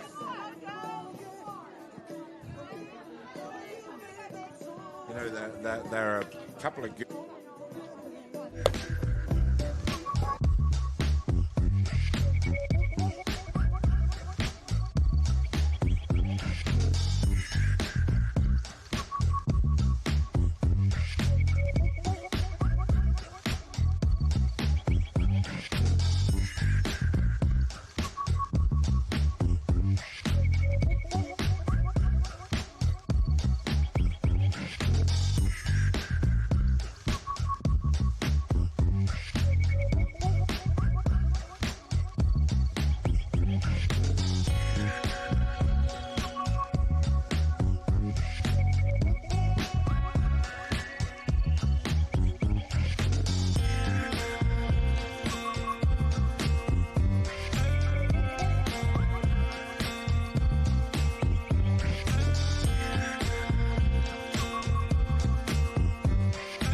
does. We see a foul ball there from Mediana Markia. We go from Marama Markia batting at the bottom of the last innings to Mediana Markia batting at the top of this innings. The fifth innings it is of the grand final here at Fraser Ballpark. Saints v Kaiapoi. Pania Monk goes to work out there. And it is Markia that just goes hard at that pitch. Mediana had 2 hits in her 2 at-bats.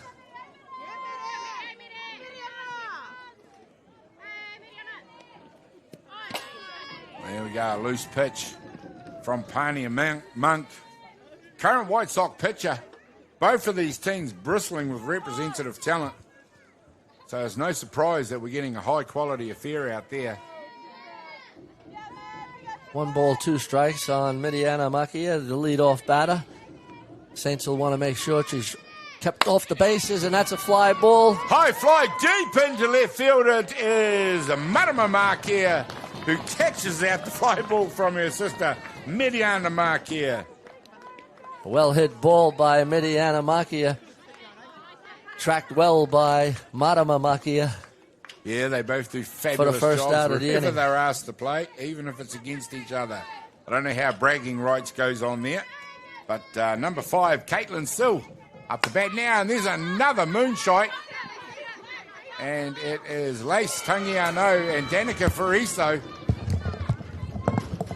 who will need to have a chat. Say it ain't so, Joe. Call for the ball. Communication, the key out there. Yeah, I mean, that's 1-on-1 softball there. Somebody needed to call for that ball. And I think Lace would have been calling for it. It's interesting, Joe, neither of the players obviously had said something the other could hear. But possibly somebody not involved in the play could have let them know what was going on. It's almost an E5, E6. The only one who did call nice and early was Pania Monk, who said she couldn't see it, I'm not catching it. There's a nice hit. This time it's gone into shallow right field. And it is Sill who's rounded 2, goes all the way to 3. And there have been 2 or 3 of the hits in the outfield that have just gone out of reach of outstretched Hutt Valley Saints gloves. And that is another example of it, and it gives Kaiapoi 2 bases out there. 2 to the batter and 2 to the runner. So instead of 2 down, there's 1 down in second and third. Dangerous part of the game. Spinners Valanis goes hard at the first pitch. Al Spinners Valanis up to bat. She's a powerful athlete. They're a powerful athlete. And if they get a good hit, this could bust this ball game wide open.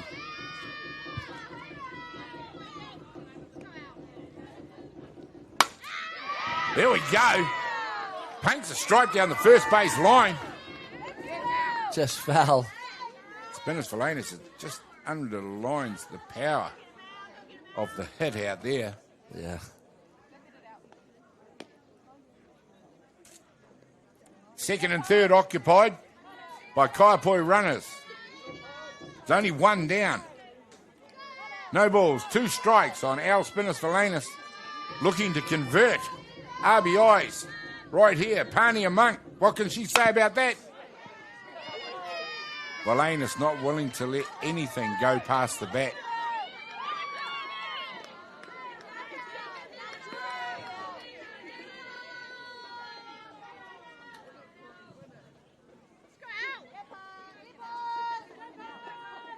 Spinners Valanis has plied her trade as a softballer all over the world. Continues to do so. Continues to put quality out there on the diamond. Hutt Valley Saints need to dig deep here. They need outs. They definitely need outs. And they will definitely want this one. And Pania Monk does a great job striking out Spinners Valenus. KC, watch that one. I'm sure as a pitcher, Spinners Valenus thought that was on the outside edge of the plate. Heidi Leithart disagreed, call to the strike. Nice job by Pania Monk. 2 down now, Nora Hesp up to bat. And that's a nice job of defusing that situation. There's still 2 down with second and third, so we need to, I say we, but the Saints need to make sure that they can get Nora Hesp out here. Fires that one through the zone. Joe, it's an interesting situation. We've seen Kitty Shaw has got all the tricks in her bag as a coach. How does she get her team back in the ball game? Well, they're starting with a good part of their lineup in the 5th inning. Bottom of the 5th inning, they're going to have Danica Lace and Avani Gibson to start off that inning, and they'll want to get some runs with those hitters in that position. So it's an interesting one as a coach. There's not much you can do until you get those bodies on the base and you can start influencing, the runs and make the plays. You don't get 3 runs in one at-bat, so what you'll need to do is get station to station, get some people on the base paths, create a little bit of pressure, come up with a timely hit or 2. 1 ball, 2 strikes. Hutt Valley Saints are going to need to do it right here. That's fouled off this time by Hesp. Very experienced player. Yeah, Hesp has been playing a very good third base for the Kaiapoi Queens. Very quick. With 2 strikes, I wouldn't expect a bunt or anything like that now. Here we go, ladies and gentlemen. We're bringing you a full broadcast also from Rosedale Park in North Harbour. See the pitch through the zone, hit straight back up the middle. It has gone through Fraser. We see Sampson Loftley come around and score 2 runs. 7-2 now, and that hill that Hutt Valley Saints had to climb just got a little bit steeper. 2 runs scored, 2 down, and Nora Hesp gets the job done for her team. She's safe out there at first base, and the very dangerous Britt Vonk up the bat. And Kaiapoi just keeps showing us in this grand final what they've showed us throughout the whole tournament, Joe. Yeah, no, their ability just to keep that score ticking over. 100%. I mean, they've come up with timely hit after hit, and has put some extreme pressure on this Hutt Valley Saints team. Yeah, it's we were just talking about what Saints need to do. One of the first things they need to do is stem the flow. No doubt about it. And to do that, they need outs. They need one right here. Very, very dangerous for them now on the top of the 5th.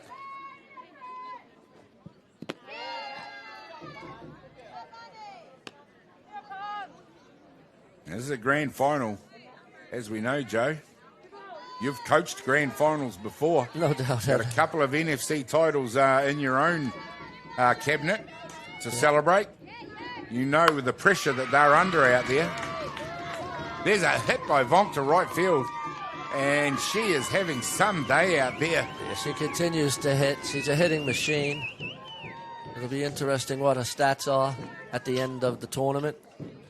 But she's a batter that always hits 500-600. I heard in the Netherlands league, or one of the leagues that she was playing in, she batted 900. Oh my God! So that 9 out of 10 times she's getting a base hit. That's pretty incredible. Absolutely incredible. Pania Monk keeps going to work out there. If needed, they can go to Jada Walters Rangitihi. She's a very young pitcher to be brought on in this situation, but how long do you persist, Joe, when runs are being scored with regularity? Yeah, I think, they're going to stay with Panya just for a little bit longer. Hope she can work out of this jam. On the other hand, we talked about whether Kaiapoi would make a change. Probably no need to for them at the moment. No, that's true. I mean, with a 5-run lead and the way Bailey McDowell is pitching, also hitting very well. Yeah, absolutely. And it is a strikeout by Mackenzie, and Mackenzie Bailey McDowell we just talked about was the batter. Finally, the pain has ended in this innings, but not before another 2 runs. Cross home plate, and it is Kaiapoi leading the ball game over Hutt Valley Saints by 7-2. We'll find out what they can do in reply in just a minute.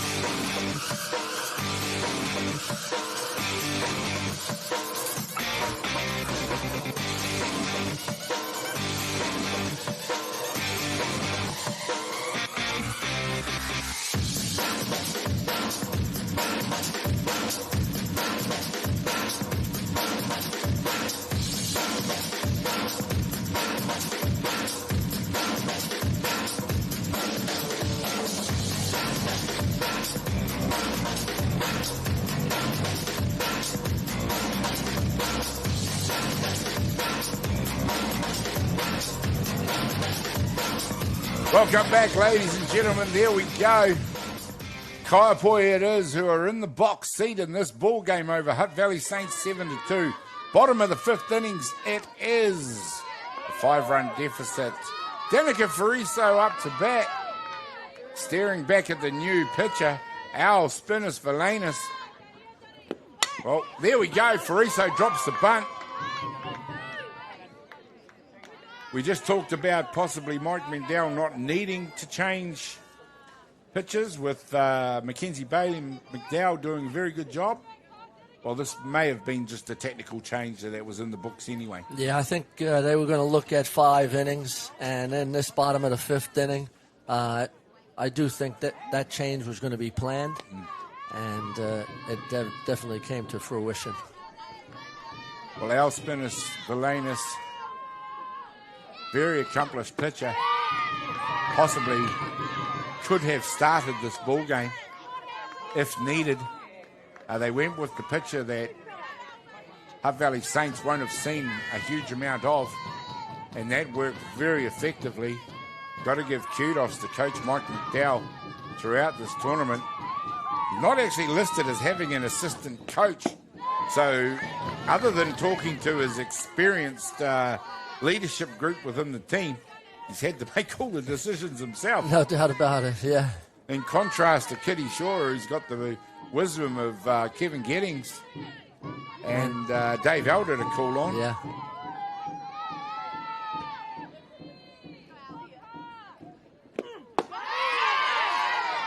Inside pitch for a strikeout. Spinners Valanis strikes out Danica Fariso. will bring to bat number 20, Lace Tangiano.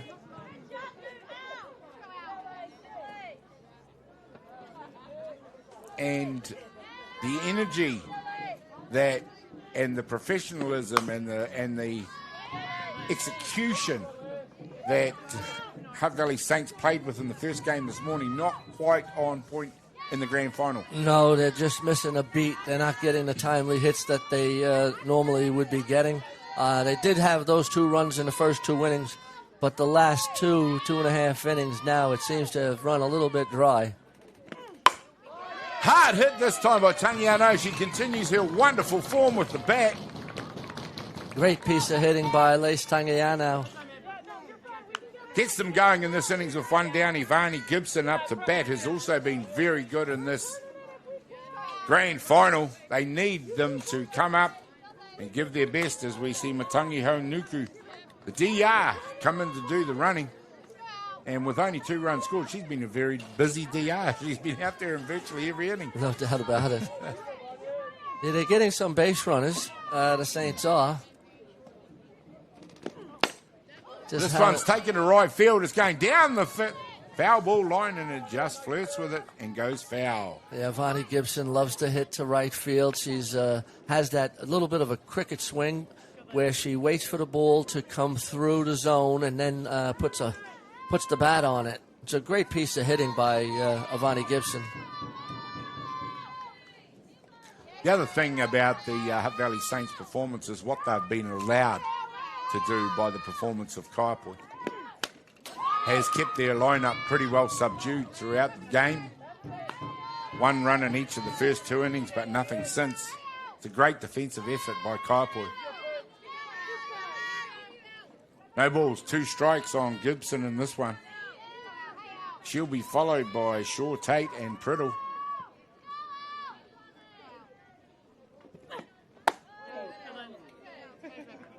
Takes evasive action on that pitch.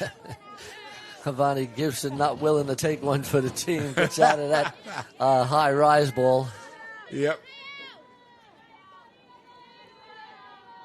Our Spinners Valanis out there, she's always very vocal. She's always they're always the ultimate team member. Always spurring on her teammates.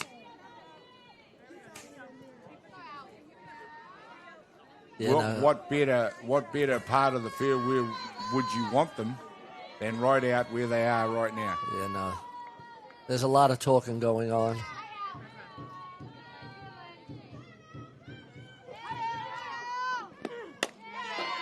That's a good piece of hitting by Ivani Gibson on that outside pitch to stay alive. As I was saying and continue to say, good hitters foul off good pitches. And that was a good pitch. Don't leave it to the umpire to call that strike. Foul it off and get back to the next pitch. Ivani Gibson steering back there right now. Here comes the pitch. Goes hard again. Fouls it off and stays in the battle. Going deep into a count. Nice job by Ivani Gibson in this one. Batting 1,000 in this ball game so far. Ivani swinging the bat really well for a youngster. Having an excellent tournament. Showing her qualities out there as an all-round player. This time she's reached out and put one into shallow outfield. Goes up to centre. Moves Matangi Haunuku on to second. Ivani Gibson safe at first. And the glimmer of a fight back from Saints right now. It's going to have to continue, however. They're going to need more hits than that. Yeah, but you don't do it in one swing, so you just go station to station. Denver will be looking to put the bat on the ball, put it in play, and then they go station to station with the next batter. And I think you're right, Joe. Ivani Gibson just showed the way. She just got the bat in the way there. Oh, this one has been hit hard by Shaw Tate. It's gone deep. It's gone one bounce into the fence. Here comes the runner to score. And it is another run for Hutt Valley Saints. They've done exactly what they needed to. And it is Matangi Haunuku who scores that run off the hit that Lacey Tangiano provided for her. Yeah, that was a well-hit ball to left center field. Here's the replay. Vani Gibson, it is out at third base. She got all of it there. Tate hit that one all the way to the fence. One bounce, no more than a metre inside the fence from going over for a home run. And that's what her team needed her to do. And this is the pressure that you need to be putting on with one down. We talked about what Kaiapoi haven't been allowing Hutt Valley Saints to do. Well, this is exactly what Hutt Valley Saints do well when they're allowed to do it. Swinging away, hitting the ball with regularity enables them to move runners and score runs. Now you just want to go station to station, get another run, get another batter up, move through the lineup. They're down 4 runs. Pressure, Joe, is cumulative, and that's what's building out there at the moment. And there's a nice pitch. Poppy Priddle out there, stands on the left side. She's got runners out there to work with. Just one at the top of the zone. We've seen Coach Kitty Shaw several times go to squeeze plays. This one's dropped down. There's another one. Perfectly executed. And that's what we're talking about, Gary. Station to station. Runner at first and third now. Only one down. Misa Shaw Wallace is up. And that pressure just continues to build on Kaiapoi out there now. The fight back is very definitely on. 7-4. They've redressed the 2 runs. They need to continue. 3 runs is still a long way in the from the bottom of the 5th innings.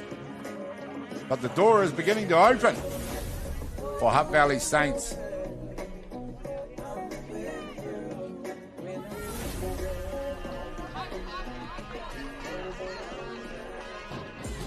And let's not forget, Joe, there's only one down. There's only one down. So runners at first and third. Out there. We'll see what Kitty Shaw has in store. Will she be sending Poppy? It'll be interesting to see whether they're running or not.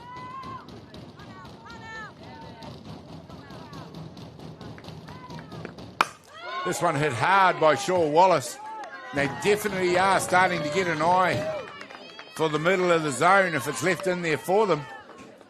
Well, I saw Al Spinner's Villainous yesterday, and so they're starting to see what the spin looks like, the speed. 2 runs in the innings so far with Misha Shaw Wallace up to bat, only 1 down here in the bottom of the 5th. The run deficit has been cut to 3, and you can see the pressure building on Kaiapoi out there. It's something that they've been doing too, Hutt Valley Saints, for the last 3 innings. Yes. I'm surprised they're not sending Poppy Priddle from first base with only 1 down. Yeah, I thought with her speed she might have gone across to 2. If you need her to go from 2 to home with her speed in a tight situation, usually there's a reason for it. 2 balls, 1 strike. Hitters count here, first and third. Saints scoring 2 in the bottom of the 5th inning. We'll trust Kitty Shaw on this one as we see Shaw Wallace go hard at that one again. Doing a good job. Keeping the pitching of Spinners Villainous at bay for now.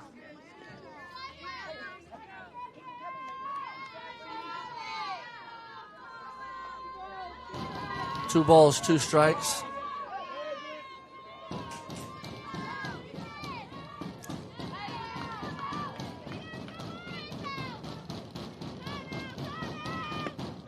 This one's hit third base. It is. He vacuums it up, holds the runner up, moves Priddle across to 2.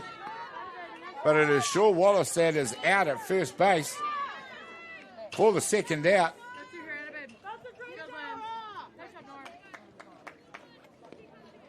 Pinch hitter coming in now. It's Alexa Nemeth, number 16, coming in for Irene Costa. We're beginning to see Kitty Shaw going to her bag of tricks.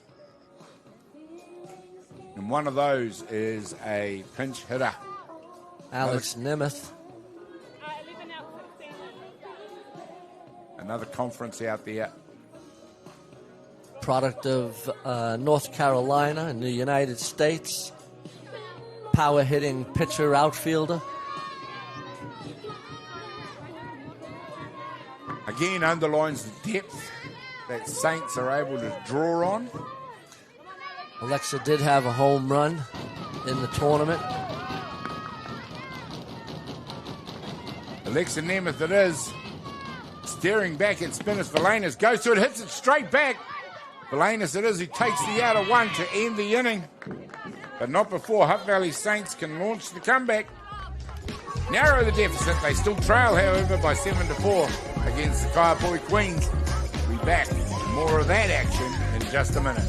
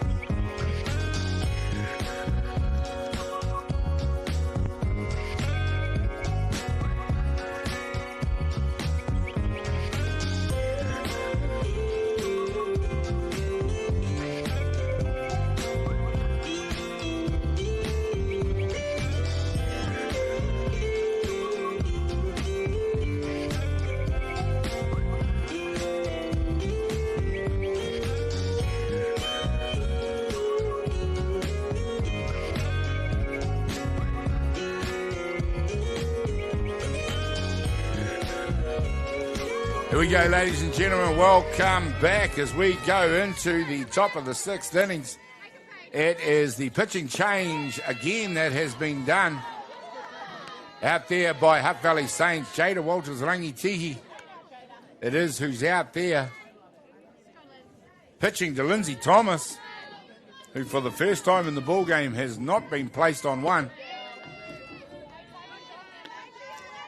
Does go to show just how dangerous Hutt Valley regard her. They are going to pitch to her.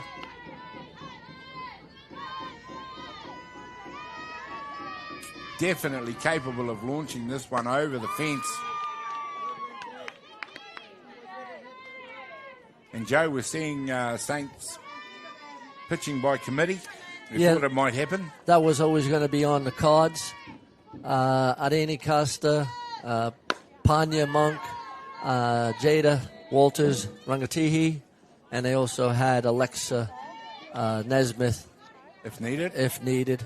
So they did have a stable of pitchers. They are young. Bob Panya, please.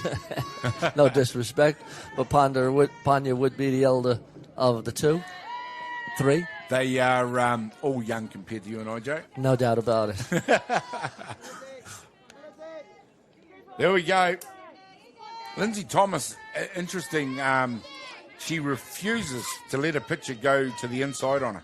She just turns on them and fouls them up. Exactly like that. Yeah. That was hit hard, just to underline how dangerous she is. Yeah, she wants to extend those arms, no doubt about that. She doesn't strike out much at all. She's got a great eye, good power.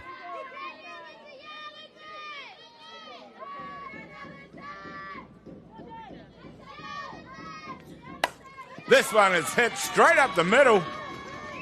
And that is a fairly regulation Texas leaguer to get her out and up to first base. Lindsay Thomas, safe at one. Yeah, good bringing piece to of bat hitting. Narissa McDowell.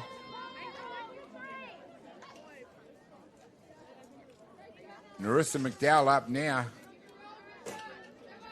And a good hitting, and once again, Kaiapoi. We've already talked about it, Joe. They've cut the lead to 3, which is a credit to Hutt Valley Saints, what they were able to do in their previous inning. But they need to stop the charge from Kaiapoi. No doubt about it. Kaiapoi didn't have a run in the first inning, but they've had 2, 2, 1, and 2. So that has to stop if Saints are going to get back into this ball game and have any chance. Nice pitch and nice attempt at the pickoff. If you try and take too much of a lead, they're going to have you. That's how good these guys are. It's been a feature of this tournament. The rise of the catching stocks in New Zealand has been brilliant.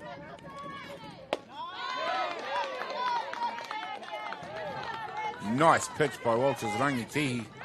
Gets it through the zone for Narissa's McDowell's waving bat. 1 ball, 2 strikes.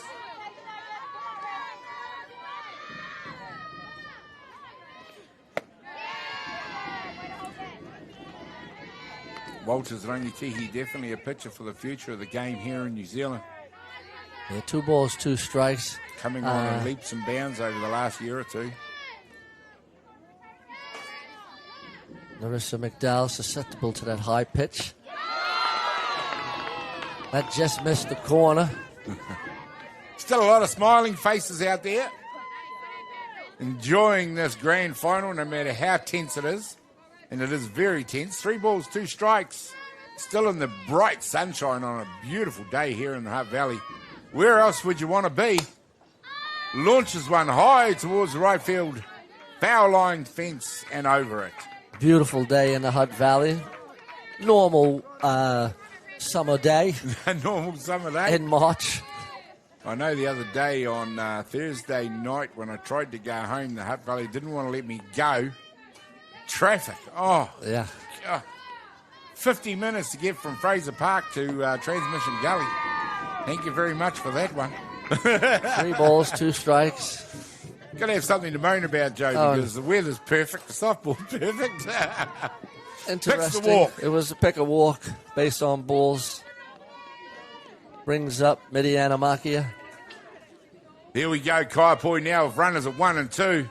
Danger signs are up again for Hutt Valley Saints. They need to blink.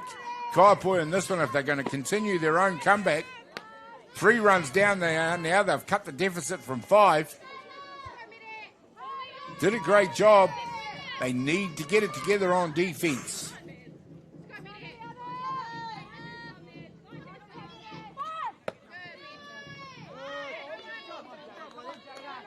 Now, Mike McDowell hasn't been hesitant to call things like squeeze plays, hit and runs, steals himself. Another aggressive coach that we've seen throughout this tournament.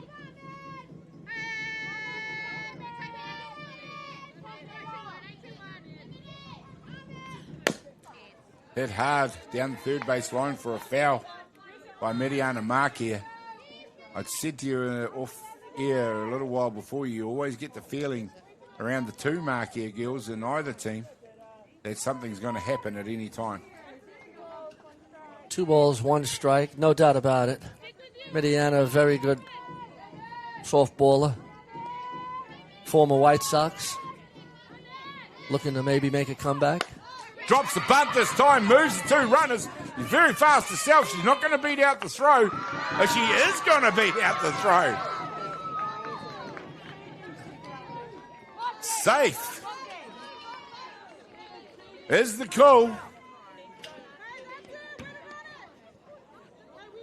Coach has got to go to the umpire that made the decision, not to the home plate umpire. He's going to ask the question.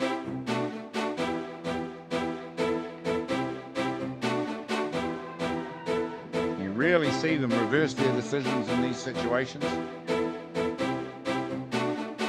Here you see the pickup on the slow motion. The throw is in effect.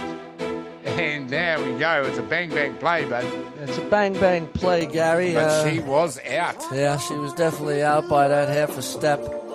Well, Nicole Ogier did the job out there. She got the decision right. And it was so close, you'd hate to have been the person in the position that had to call it. But credit once again goes to our Blues for just how good they are in those situations.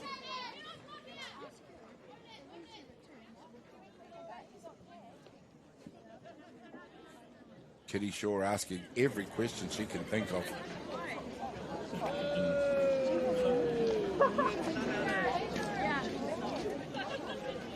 And the question now is on the runner turning. The umpires have to rule on intent, not just turning.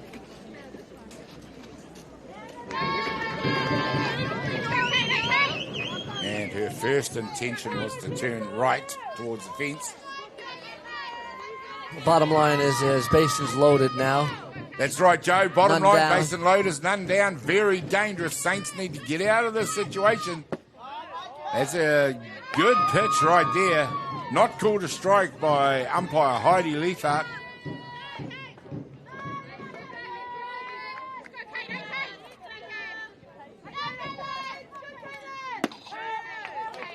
Nice inside pitch by Walters Rangitihi. Once again, though, Kaiapoi are one swing away from busting this game back open. Let's not remember they've got a load of bags out there with none down. And a swing like that would just about do it. They've got a batter in there. They're certainly capable of it. Yeah, Sil has been on base 2 times. One on that pop out between the third base and shortstop. Not calling for the ball. Mental error. Pressure. 1 ball, 2 strikes.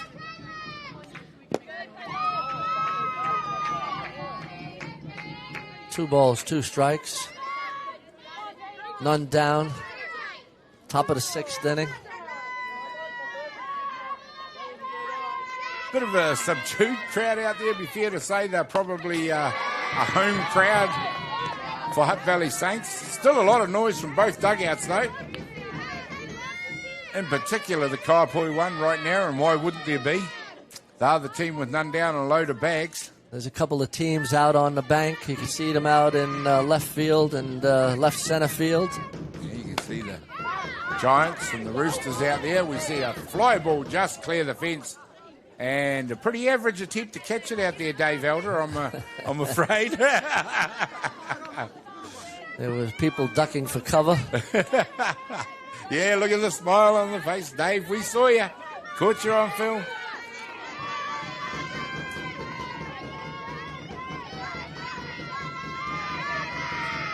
This one's hit hard. It's gone out to right field. It's going to be caught. Here comes the runner. Oh, didn't come. Didn't get the jump. A nice play by Riley Watt to hold the runner at third base on that fly ball. I thought that runner at third base would have automatically taken off there, but it's a beautiful job of getting that ball.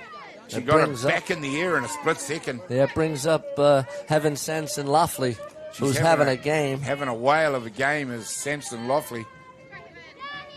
Almost guilty of flying under the radar when you're talking about players out there like Lindsay Thomas and Britt Vonk and Mackenzie Bailey McDowell and Narissa McDowell and Miriana Markia. And there, meanwhile, Heaven Samson Loughley is scoring RBIs and hitting the ball and running the bases.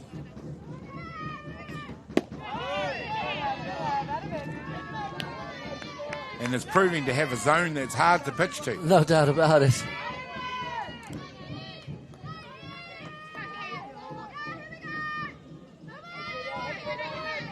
They want a ground ball out. Here we go. That one looked like a swing from the commentator's booth, and indeed, Nicole Ogier gets to make the call.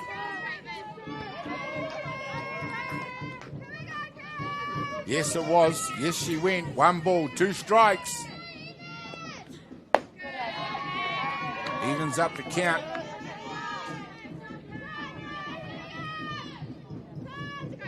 Got to keep it away from the hitting zone here. Yep, Heaven Sense and Loughley.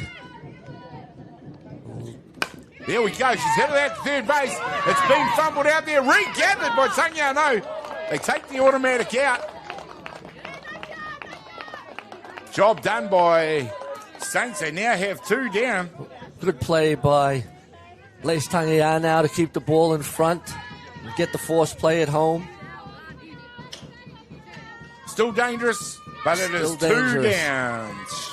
Bases loaded. Bases loaded. Al Spinners, Valenus up. KC in the last at bat. Spinners for Lane has turned on this one. Tangiano pounced on that one in foul territory. Al will want to get a base hit here. There goes the LeBron shoes. LeBron James shoes out there, brightly coloured boots that Spinners Valenus is wearing for this ball game. And Walters Rangitihi pulls the strings on that one. Not able to get it through the zone. Still a dangerous situation for the Saints. If they can get out of this inning. This one time it's hit down the first base line. Well, it'd be in the context of this game, to go loaded bases, none out, to get out of it without conceding a run. Makes it very, very important right now. I know, Joe, they haven't done it yet, but certainly they've got 2 down. Yep, 1-2 count.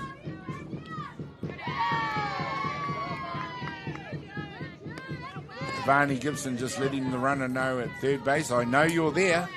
Don't even think about moving. 2 balls, 2 strikes on the batter. Top of the 6th inning. 7-4 the score. Kaiapoi Queens.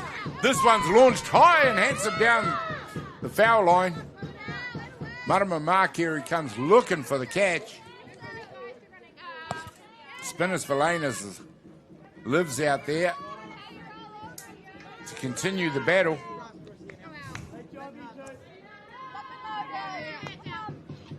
Kaiapoi, you probably would say, Joe, typical Canterbury team. No doubt. They play hard.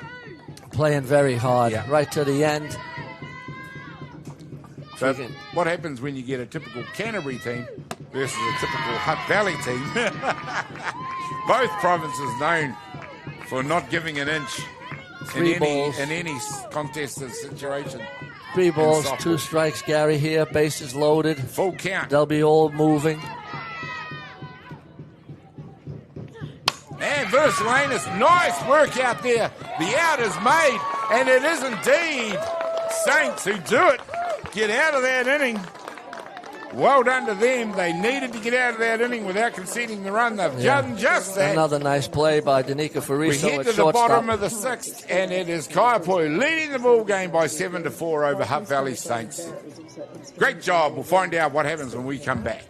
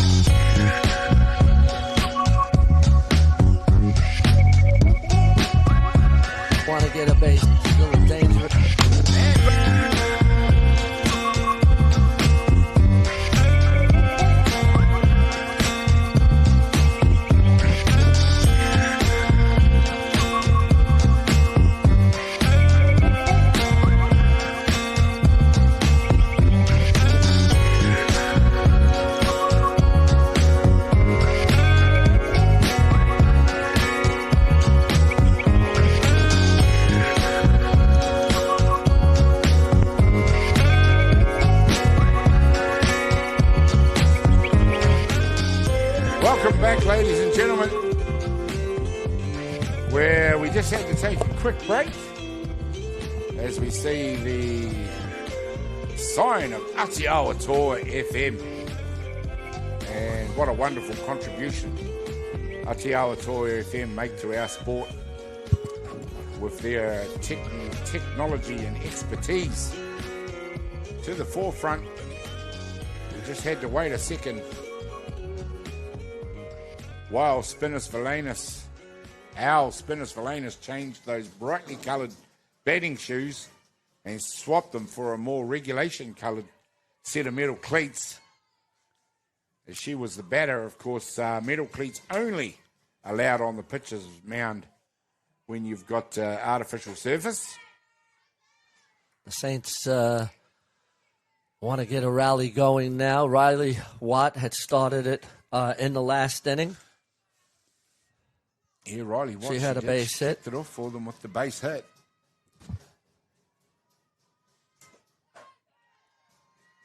This time from the left side of the box, looking to launch herself out there. Al Spinners Valenus just asking Heidi Leithart politely, could you check on that swing, please?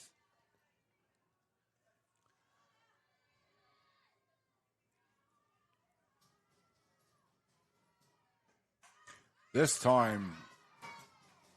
Yeah, nice play, nice thought. Yes, the third base coming in. Trying to employ the hit and run there, Joe. It's an art that's coming back into our women's softball. Yeah, I love to play the short game.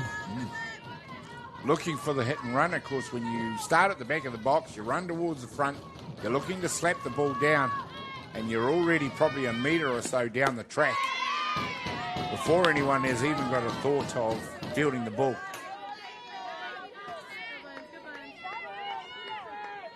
Two balls, two strikes on Riley Watt. We are in the bottom of the sixth innings, heading towards the final stanzas of this grand final. Can Saints do it? There we go. Riley Watt, she shows a great turn of speed, and she beats out the throw. And who is it?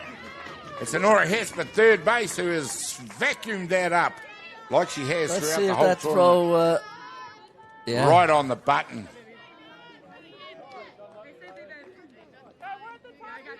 Looking nice in hope. play. Looking in hope, Joe. Yeah, it was a nice hit. Good running by Riley. She gave herself every opportunity of beating that out. But Honora Hesper right on top of it. Fires it across the diamond. Marama Markia comes in.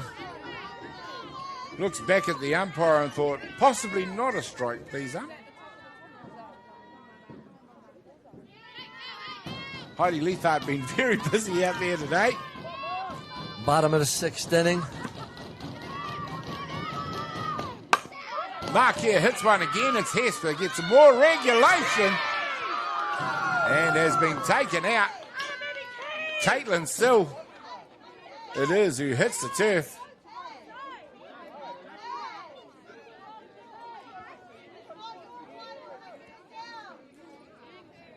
We'll look at the replay here and see where the actual out actually occurred. She had to leap high in the air, and she lays the glove on for the tag. Obstruction, possibly? That'll be the question. We've already seen Coach Giddings come in. Kerry Shaw over there to talk. Ask the umpires to confer.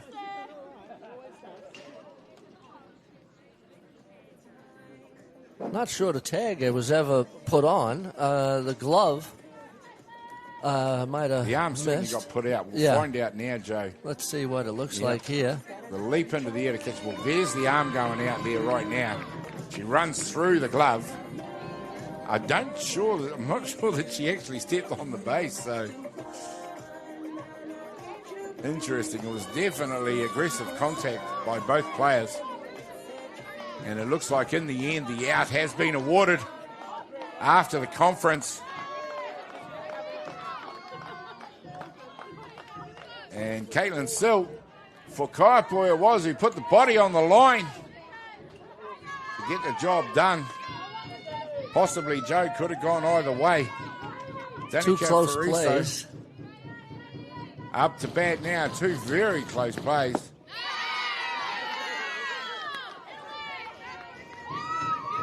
Al Spinners Valenus fires one low in the zone. Danica Fraser chases it for a strike.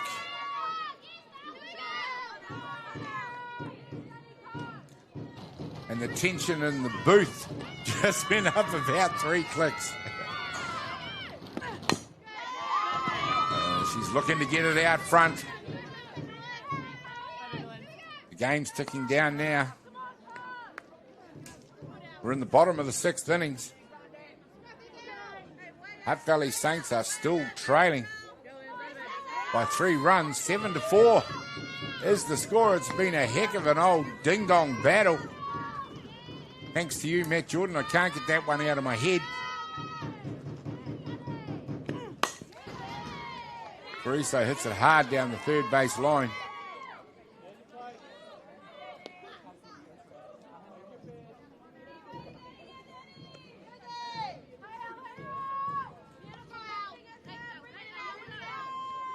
And Kaiapoi just continue to maintain here despite the best efforts of Hutt Valley Saints to try and get out from under the boot that just keeps pushing them down. Our spinners for Lena's got the job done. And in the end, it was 3 up and 3 down despite all of that drama. And it is 6 complete. Kaiapoi Queens get to have a bat as we head into the 7th innings. It is Hutt Valley Saints who only have one more attempt to try and do something about Kaiapoi in this ball game. We'll find out what happens when we come back in just a minute.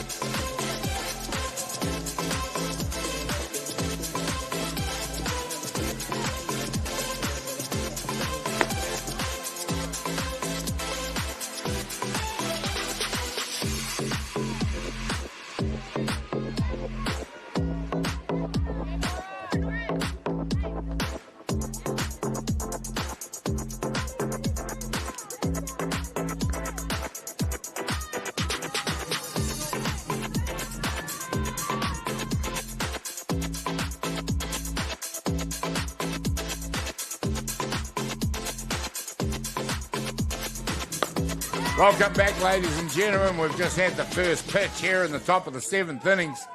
Jada Walters Rangitihi, who had to battle hard in that last innings to stop Kaiapoi from scoring a run. They did that, Joe, after they had a load of bags and none down. That was a tremendous effort. Oh, way to go to get that out of there. But it's... Nora Hesperas and it's Ivani Gibson that grabs that pop fly out of the air for the first out. And the same equation exists, even though it's the 7th inning. They still want to hold Kaiapoi down to no runs. They need to get Kaiapoi out of there, exactly and right. then just go station to station. They got the meat of the lineup coming up. As long as they can hold Kaiapoi down. They got Lace Tangiana, Ivani Gibson, and Denver Shore Tate in that inning, the bottom of the 7th. But before that even occurs, they'll need to get Kaiapoi out. And they got Britt Vonk, who's been tonking the ball today, in there. She has been hitting up a storm with the ball all day in this grand final and indeed throughout the tournament. She has been absolutely sensational. Has Britt Vonk. And it is a dangerous lineup to give the top of the innings to, but they've had to do it, even though Nora Hess, also a good batter, was the first out. With one down, it takes them to the top. Vonk, Bailey McDowell, Thomas McDowell, and Markia.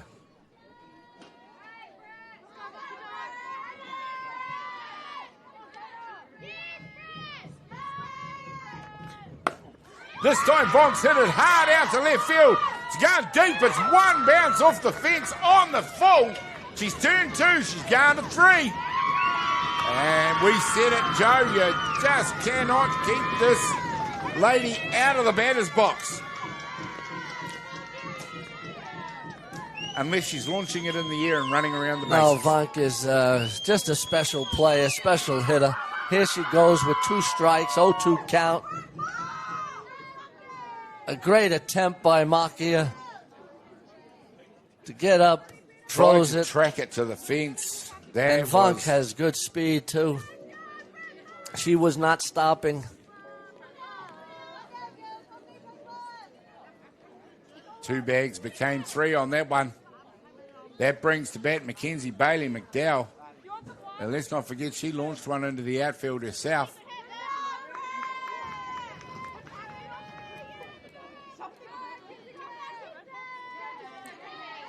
And straight away, after 1 down, the red lights go up again for Hutt Valley Saints. Yeah, they got to play the infield in. They can't give up another run. 3-run down already. Needing to score 4 to win the ball game. Minimum.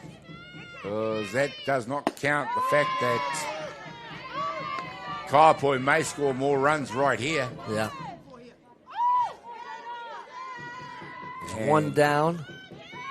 with a runner at 3 and the batters that are to come, including the one in the box right now, who would bet against it?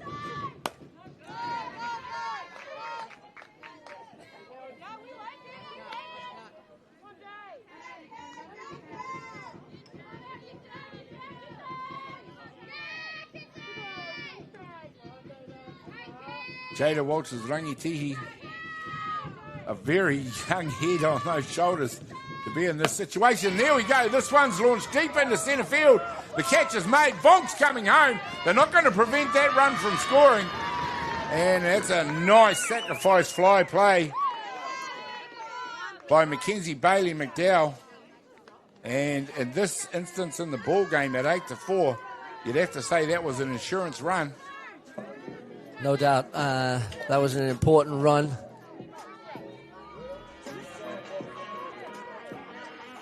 It was a nice play by Poppy Priddle to make that catch. Yep, she got it in the air as fast as she could, but you were never going to stop Vonk on that one. Not from that far out.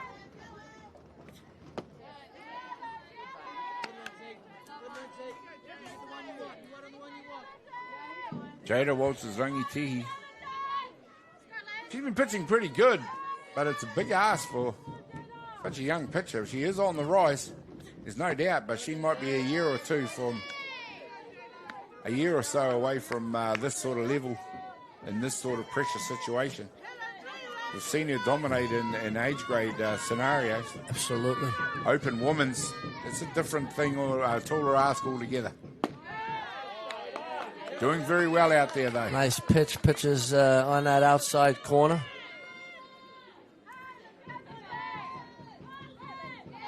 Lindsay Thomas, smiling assassin, looking back at the pitcher out there. There we go. She's taking this one to right field. That's going to go deep. What a catch by Riley Watt out there. Oh, fantastic catch by Riley Watt. One-handed running backwards. She takes the catch. The runner scored. We want to see that one again. Don't deny us. That's the highlight reel right there. Riley Watt. That's a superb hit. There we go. Takes the running one-hander. Beautiful job out there. Anyway, 1 run did score, 8-4. We're coming up to the bottom of the 7th. Hopefully, for Saints' sake, that they can make something happen in this one. We'll find out what's going to happen when we come back.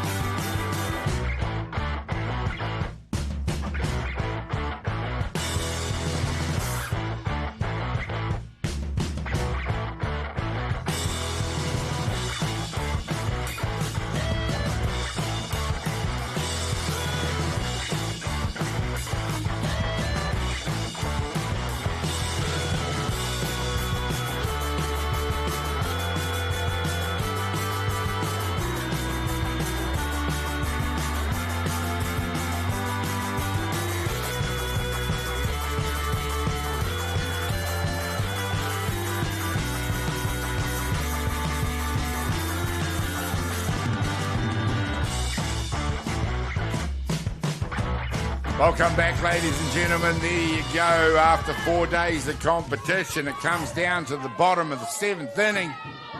Kaiapoi, what a force they've been in this tournament. 3 outs for the game for them. For Hutt Valley Saints, they need 3 runs to tie it. They need 4 runs to win it. That is a huge ask, Joe. Well, actually, Gary, they scored that run there, so they're 4 down. So they need to tie the game up with 4 runs. Oh, yes, they do. Sorry. And 5 to win. Vonk came home in the previous innings, so they stretched it out. 4 to tie, 5 to win. If I thought 3 plus 4 was a major ask, 4 plus 5. Yeah, it's going to be an uphill battle for the Saints. Anything can happen in this game. Saints do have a stable of hitters. They've proven they can score runs. They sure do, but this Kaiapoi team have been the class of the whole tournament all the way through. And it starts with the leadoff batter. 3 balls, no strikes is a good start for her. She's got to get herself on base. Absolutely essential. They need to move those runners, and they need to preserve those outs to do it. There's no sacrificing that's going to do the job here. No, they can't risk giving up outs now. Now it's about scoring runs.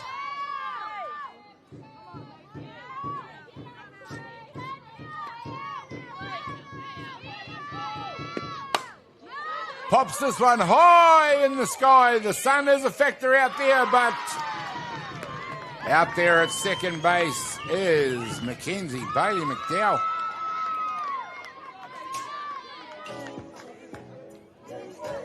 Number 7. And she doesn't make the sun a factor and catches Lacey Tangiano, becomes the first out from that catch. There's a wonderful job in those conditions. Nice play by the second base, shading her eyes. Strike 1 on Ivani Gibson. 1 down for Kaiapoi. Al They'll be Spinis counting them now. Is peppering the strike zone now. Getting ready. Anything can happen.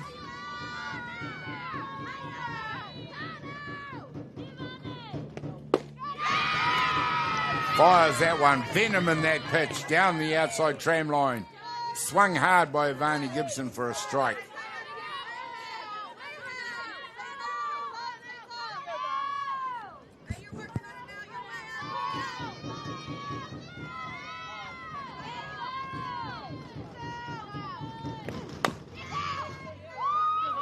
Fouls that one off. Well, the shadows are beginning to lengthen. We're in the late afternoon period here in Hutt Valley. 3:30. The grand final started at 1, so... Not a bad 2.5 hours. It's been a good old game of softball in terms of time. And Spinis Valanis gets the K. Al Spinis Valanis looking formidable out there on the hill. Bringing to bat Denver Shaw Tate. And Spinis Valanis. You let them get their confidence like that, and definitely a pitcher that pitches at her best, defending a lead with confidence. No doubt about it. I mean, with an 8-4 lead and 2 down, no reason why you don't attack the strike zone.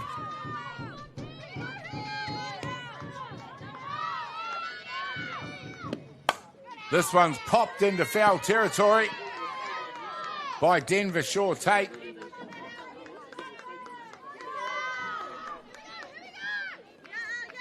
Two strikes on Shaw Tate now, no balls, so it could end with any one of these pitches.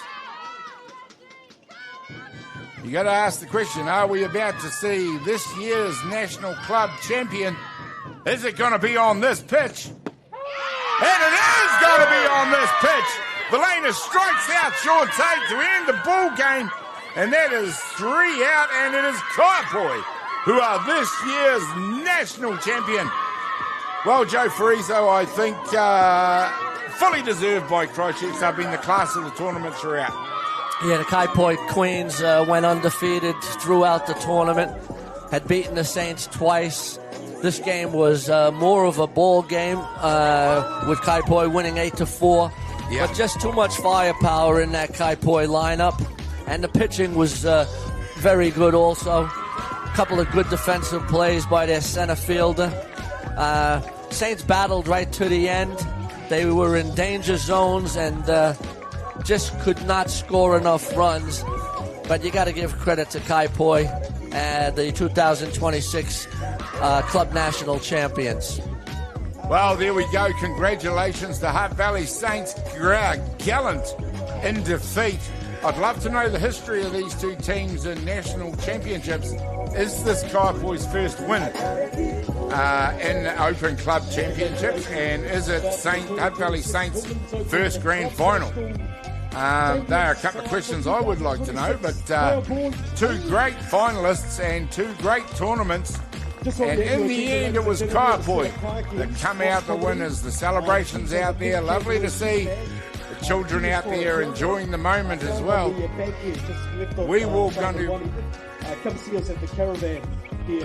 We are going to hang in there and bring you the prize giving, which is to come. The crowd has enjoyed a great grand final out there. North versus South. For me, some wonderful performances out there from Kaiapoi. And we'll get back with Joe in just a minute to talk about who some of the outstanding players were. Well, Joe? I guess the outstanding players, well, I mean, there's a host of players. Britt Funk is a fabulous hitter. Lindsey Thomas was on base 3 times. Mitty Anamakia had 3 hits. Heaven Sanson Laughley was on base quite a few times. Yeah. I think, the Kaiapoi Queens, they have 3 international players. All the pitcher, the catcher, the shortstop. That's quite a formidable international stable of players. Yeah. All high standard players. Yeah. So the other flip for that is I give Saints their due for being very competitive. Absolutely. That lineup that was definitely strengthened by those international additions. Yeah. That young crew, and they are young. There are some experienced heads in there for Saints. Hung in there. Oh, absolutely. And competed. Well, you have Lace Tangiano, Avani Gibson, Poppy Priddle, Riley Watt. Those 3, Matangi Ho Nukunuku. Those players are all under 23. And so, you're talking about a team that has still a lot of upside. Of course, they have some senior players like Danica Fariso and Kerry Simeon. And Panya Monk has been a part of this Saints club scene, for the club nationals anyway. And so she is a big addition. So Saints do not have to hang their head. They should be proud to make this final. They've only lost 2 games, and both of them were to Kaiapoi. Yeah. And so, I think they are deserved finalists. Yeah. And Kaiapoi are the deserved finalist winners. Well, there you go, ladies and gentlemen. They're going to set up for the prize giving. We are going to bring that to you, but we will take a quick break right here and come back to you with the prize giving very shortly.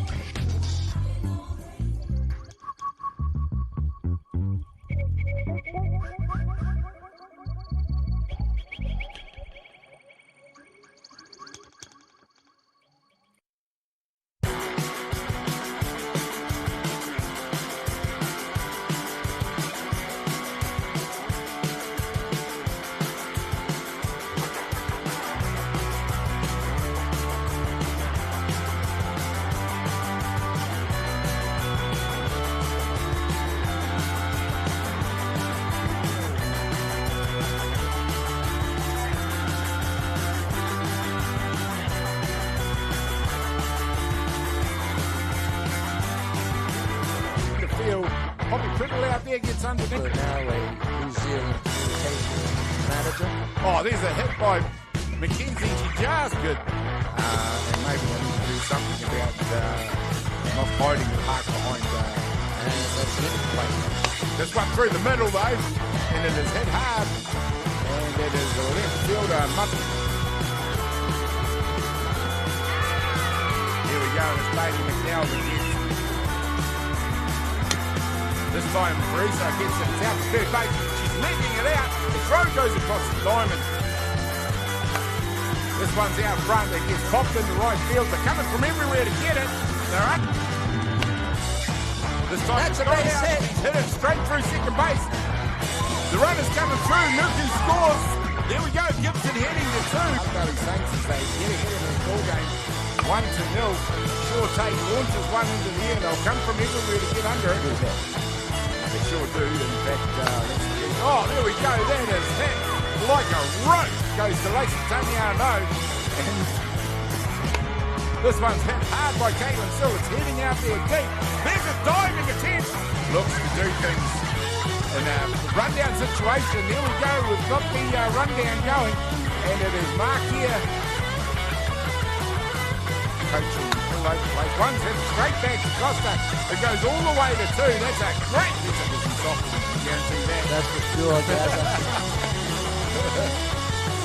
There we go. There's the slide on the steel, man. Well, she's only a matter of months into her softball career. As she launches one into left field, and around first base she goes for a step. This time she's launched one high in the air. It's going down the throat out there of left field.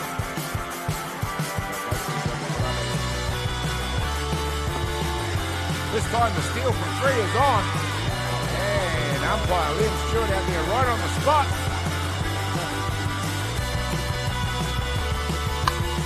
He's hit it straight to Bonk at shortstop. No chance for a run there. Got it. That's going to be hard up the middle. A run scores. And the run base hit. Even up the ball gap time. Here we go. This one's hit straight back to the pitcher. McDowell fields it.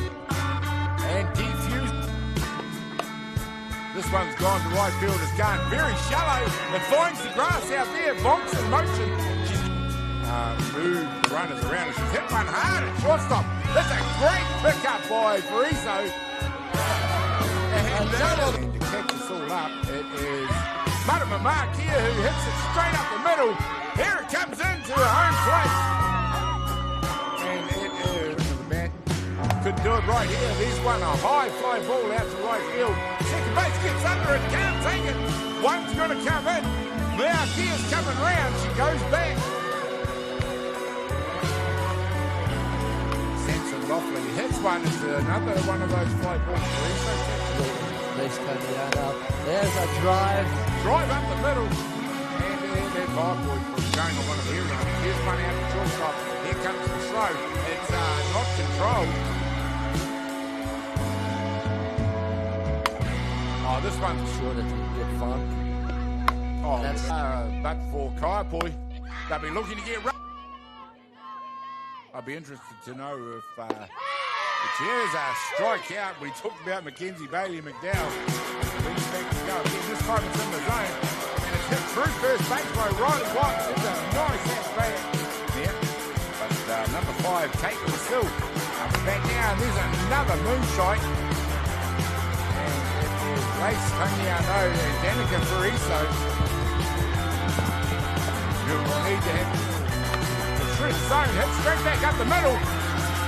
It has gone through Fraser. We'll see Samson Loughley come around. As you know the pressure that they're under out there.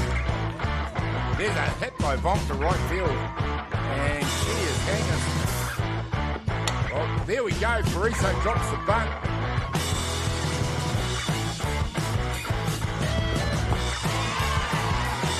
Outside pitch. It's also run a little bit dry.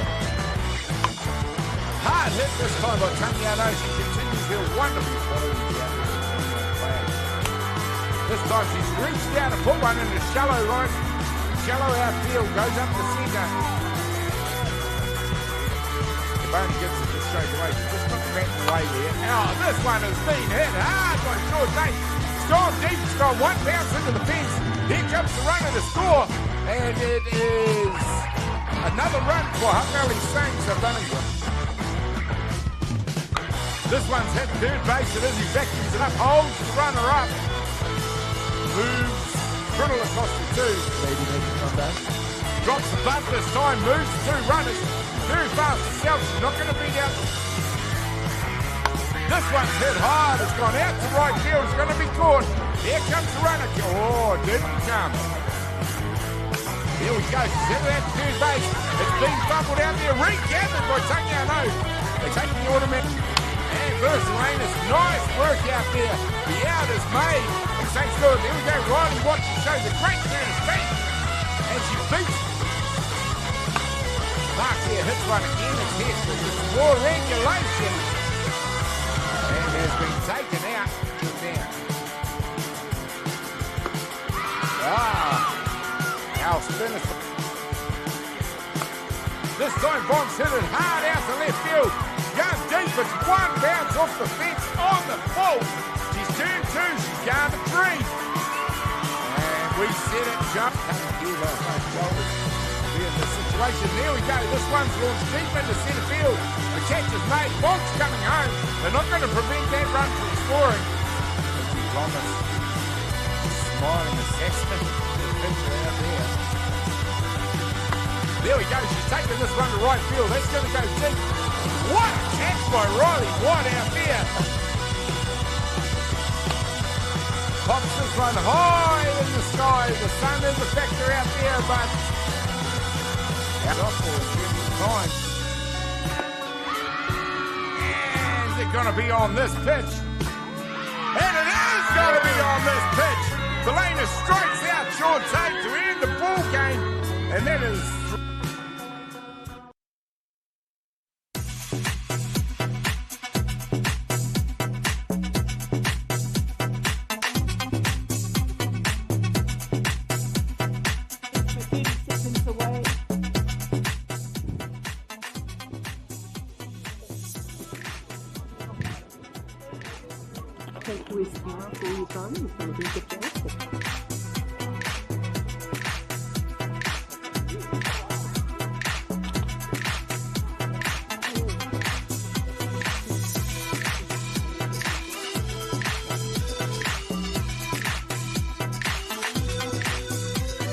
Adam Shepherd.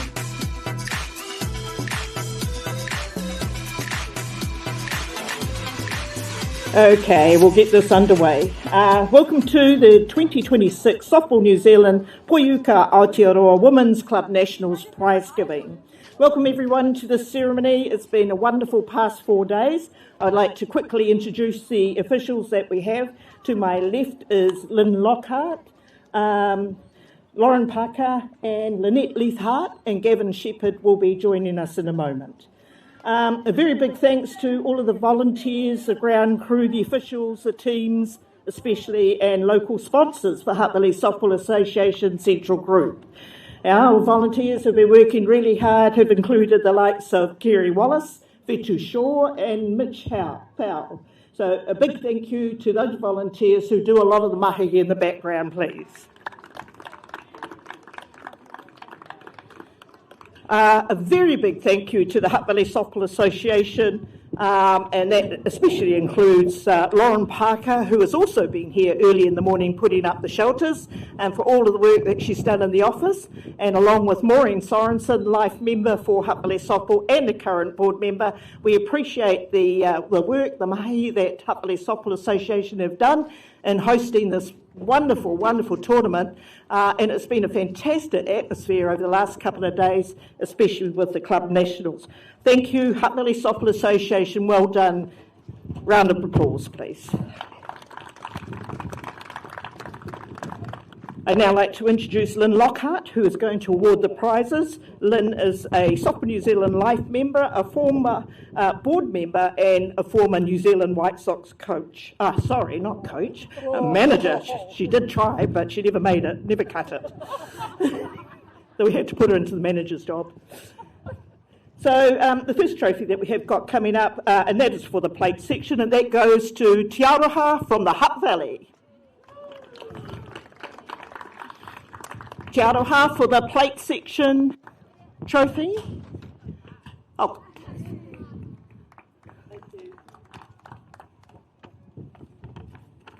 Thanks, Kate.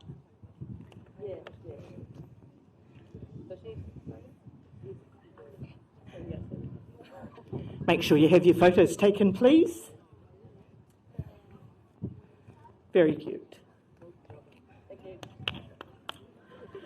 We're going to announce the tournament individual awards, and I have to say that these were only just determined at the very last minute after this game. Unfortunately, we're going to have to reissue some of the certificates. We'll get back to you after that. But the top batter is Britt Wrong from Kaiapoi.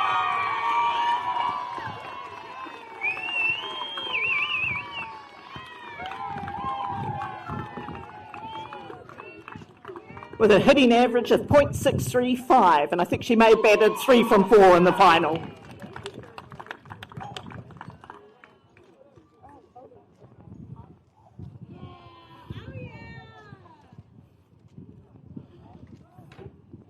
Thank you, Britt.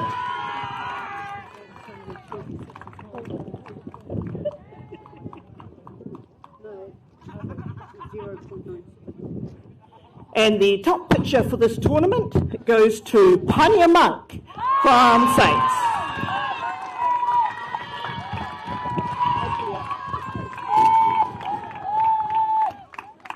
With an excellent ERA of .92. 0.902. Well done, Pania. Here she comes with her tamariki. Another cute photo.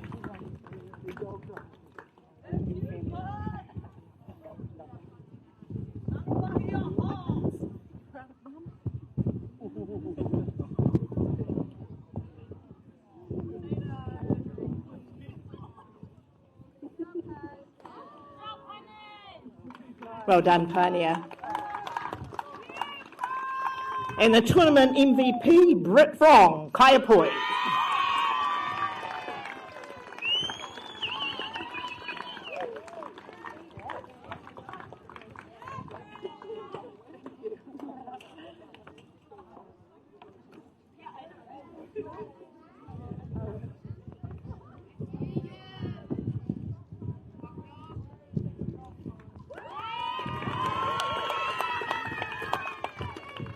Now, before we go into the runners-up, I'd just like to thank very much the umpires and the scorers. They do a lot of hard work. There's been a lot of walking across to Diamond 3 as well too, covering this diamond, and the hard mahi that goes on late in the night for the scorers, the statisticians, for those who are present here. Thank you very much. A big round of applause for the officials. So, to announce the women's runner-up, and I'd like the captain come up to collect the trophy and perhaps say a few words, and the 2026 runner-up is Saints, Hutt Valley.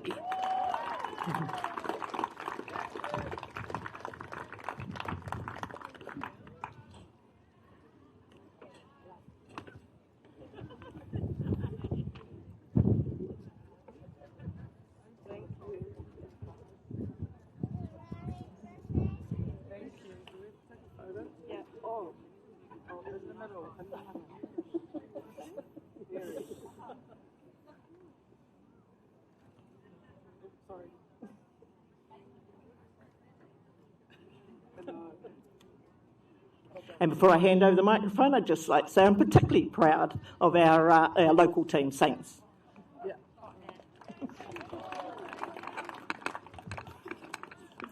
Kia ora everyone, on behalf of Saints Softball, we'd just like to thank all the supporters that came out here this week. I'd like to thank all the teams. It's always a competitive week, playing all the teams. A special mention to Giants all the way from Brisbane. Thank you for coming. To all the officials, this tournament wouldn't have been possible without you. And to Kaiapoi, damn it. Gutted 2 hours, but you guys fully deserve it. You guys went all out. Congratulations. And to our Saints girls, Thank you. It's been nice playing for you guys, and thank you to our coaches, Kev, Dave, and Kitty, and thanks for everyone for turning up today. Kia ora, Mama. Thank you very much. Before we go on to the champions, I'd just like to acknowledge the presentation that was done this morning from Brisbane Giants. Gave to the Hutt Valley Softball Association and Softball New Zealand these beautifully decorated match balls, designed, I believe, by Shannon Kingy. Is that right? An international artist, and there is an Aborigine and Māori cultural narrative on both of the balls. So thank you very much, Brisbane Giants, and we really appreciate you guys coming over. Hope to see you again next year. So the 2026 National Women's Champions for this year, 2026 obviously, goes to Kaiapoi. If you'd like to come forward, the captain, be ready to say something. We have medals to give to you as well. Line up, and then Lockhart will award you with your medals. And then if the captain would like to say something.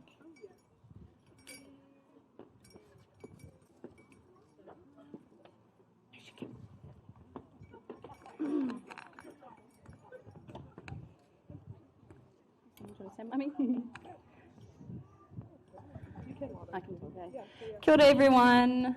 I just want to say on behalf of the Kaiapoi Queens a massive thank you to everybody who's come out this week. It's been awesome to see a lot of people down at the Ballpark. A massive thank you to Hutt Valley Softball Association. It's not an easy feat to host 17 awesome wahine softball teams here, so that was been awesome. Thank you to the umpires, the scorers, everybody involved. Thank you to the fans that have come down, the fans at home. A lot of our fans obviously can't come all the way from Christchurch, so a lot were watching on the stream. Thanks to you guys for putting on an awesome stream. Shout out to Dan and the girls watching at home. And to our girls, and thanks to Saints, you guys put up an awesome fight all week, eh? Congratulations on your performance. To our girls, awesome season all year, hey? Like, we've gone hard all year. This is just the tip of the iceberg for us, so a long time coming. Proud of every single one of you, all the work you've put in behind the scenes and this week. So, yeah, thank you to everybody. And thank you. If you'd like to pose for a team photo with your trophy, before I close the ceremony, if you'd like to gather together for your team photo. Just on behalf of Softball New Zealand, I'd like to thank their sponsors, the Dugout, New Zealand Community Trust, and Atiawa Tour FM for the streaming, along with Beyond the Dugout streaming. The numbers for this particular tournament and the men's national tournament have been phenomenal, so our game is going out to worldwide, and that's made a big difference with the marketing and the value of our game. So thanks very much for all of those Softball New Zealand sponsors.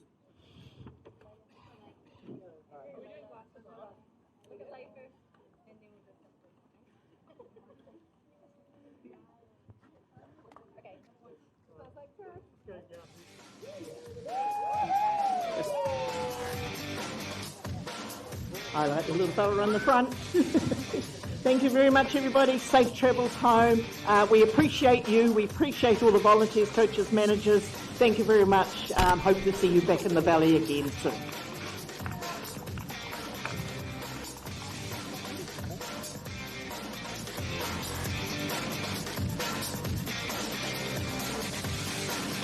Well, there you go, ladies and gentlemen. The prize giving and proceedings are over here. The tournament has drawn to an end. Congratulations to Kaiapoi for being the team that emerged as this year's champion. Absolutely deserving of them. And commiserations and also congratulations to Hutt Valley Saints, a worthy opponent in the grand final. 17 teams came to battle here at Fraser Park. And I also want to send out a huge thank you to Hutt Valley Softball Association. They always put on an amazing tournament, and once again they have succeeded in doing just that. To all the toa wahine that came here to play, a wonderful sight for this commentator to be a part of, and I was very thankful for all of our commentary team.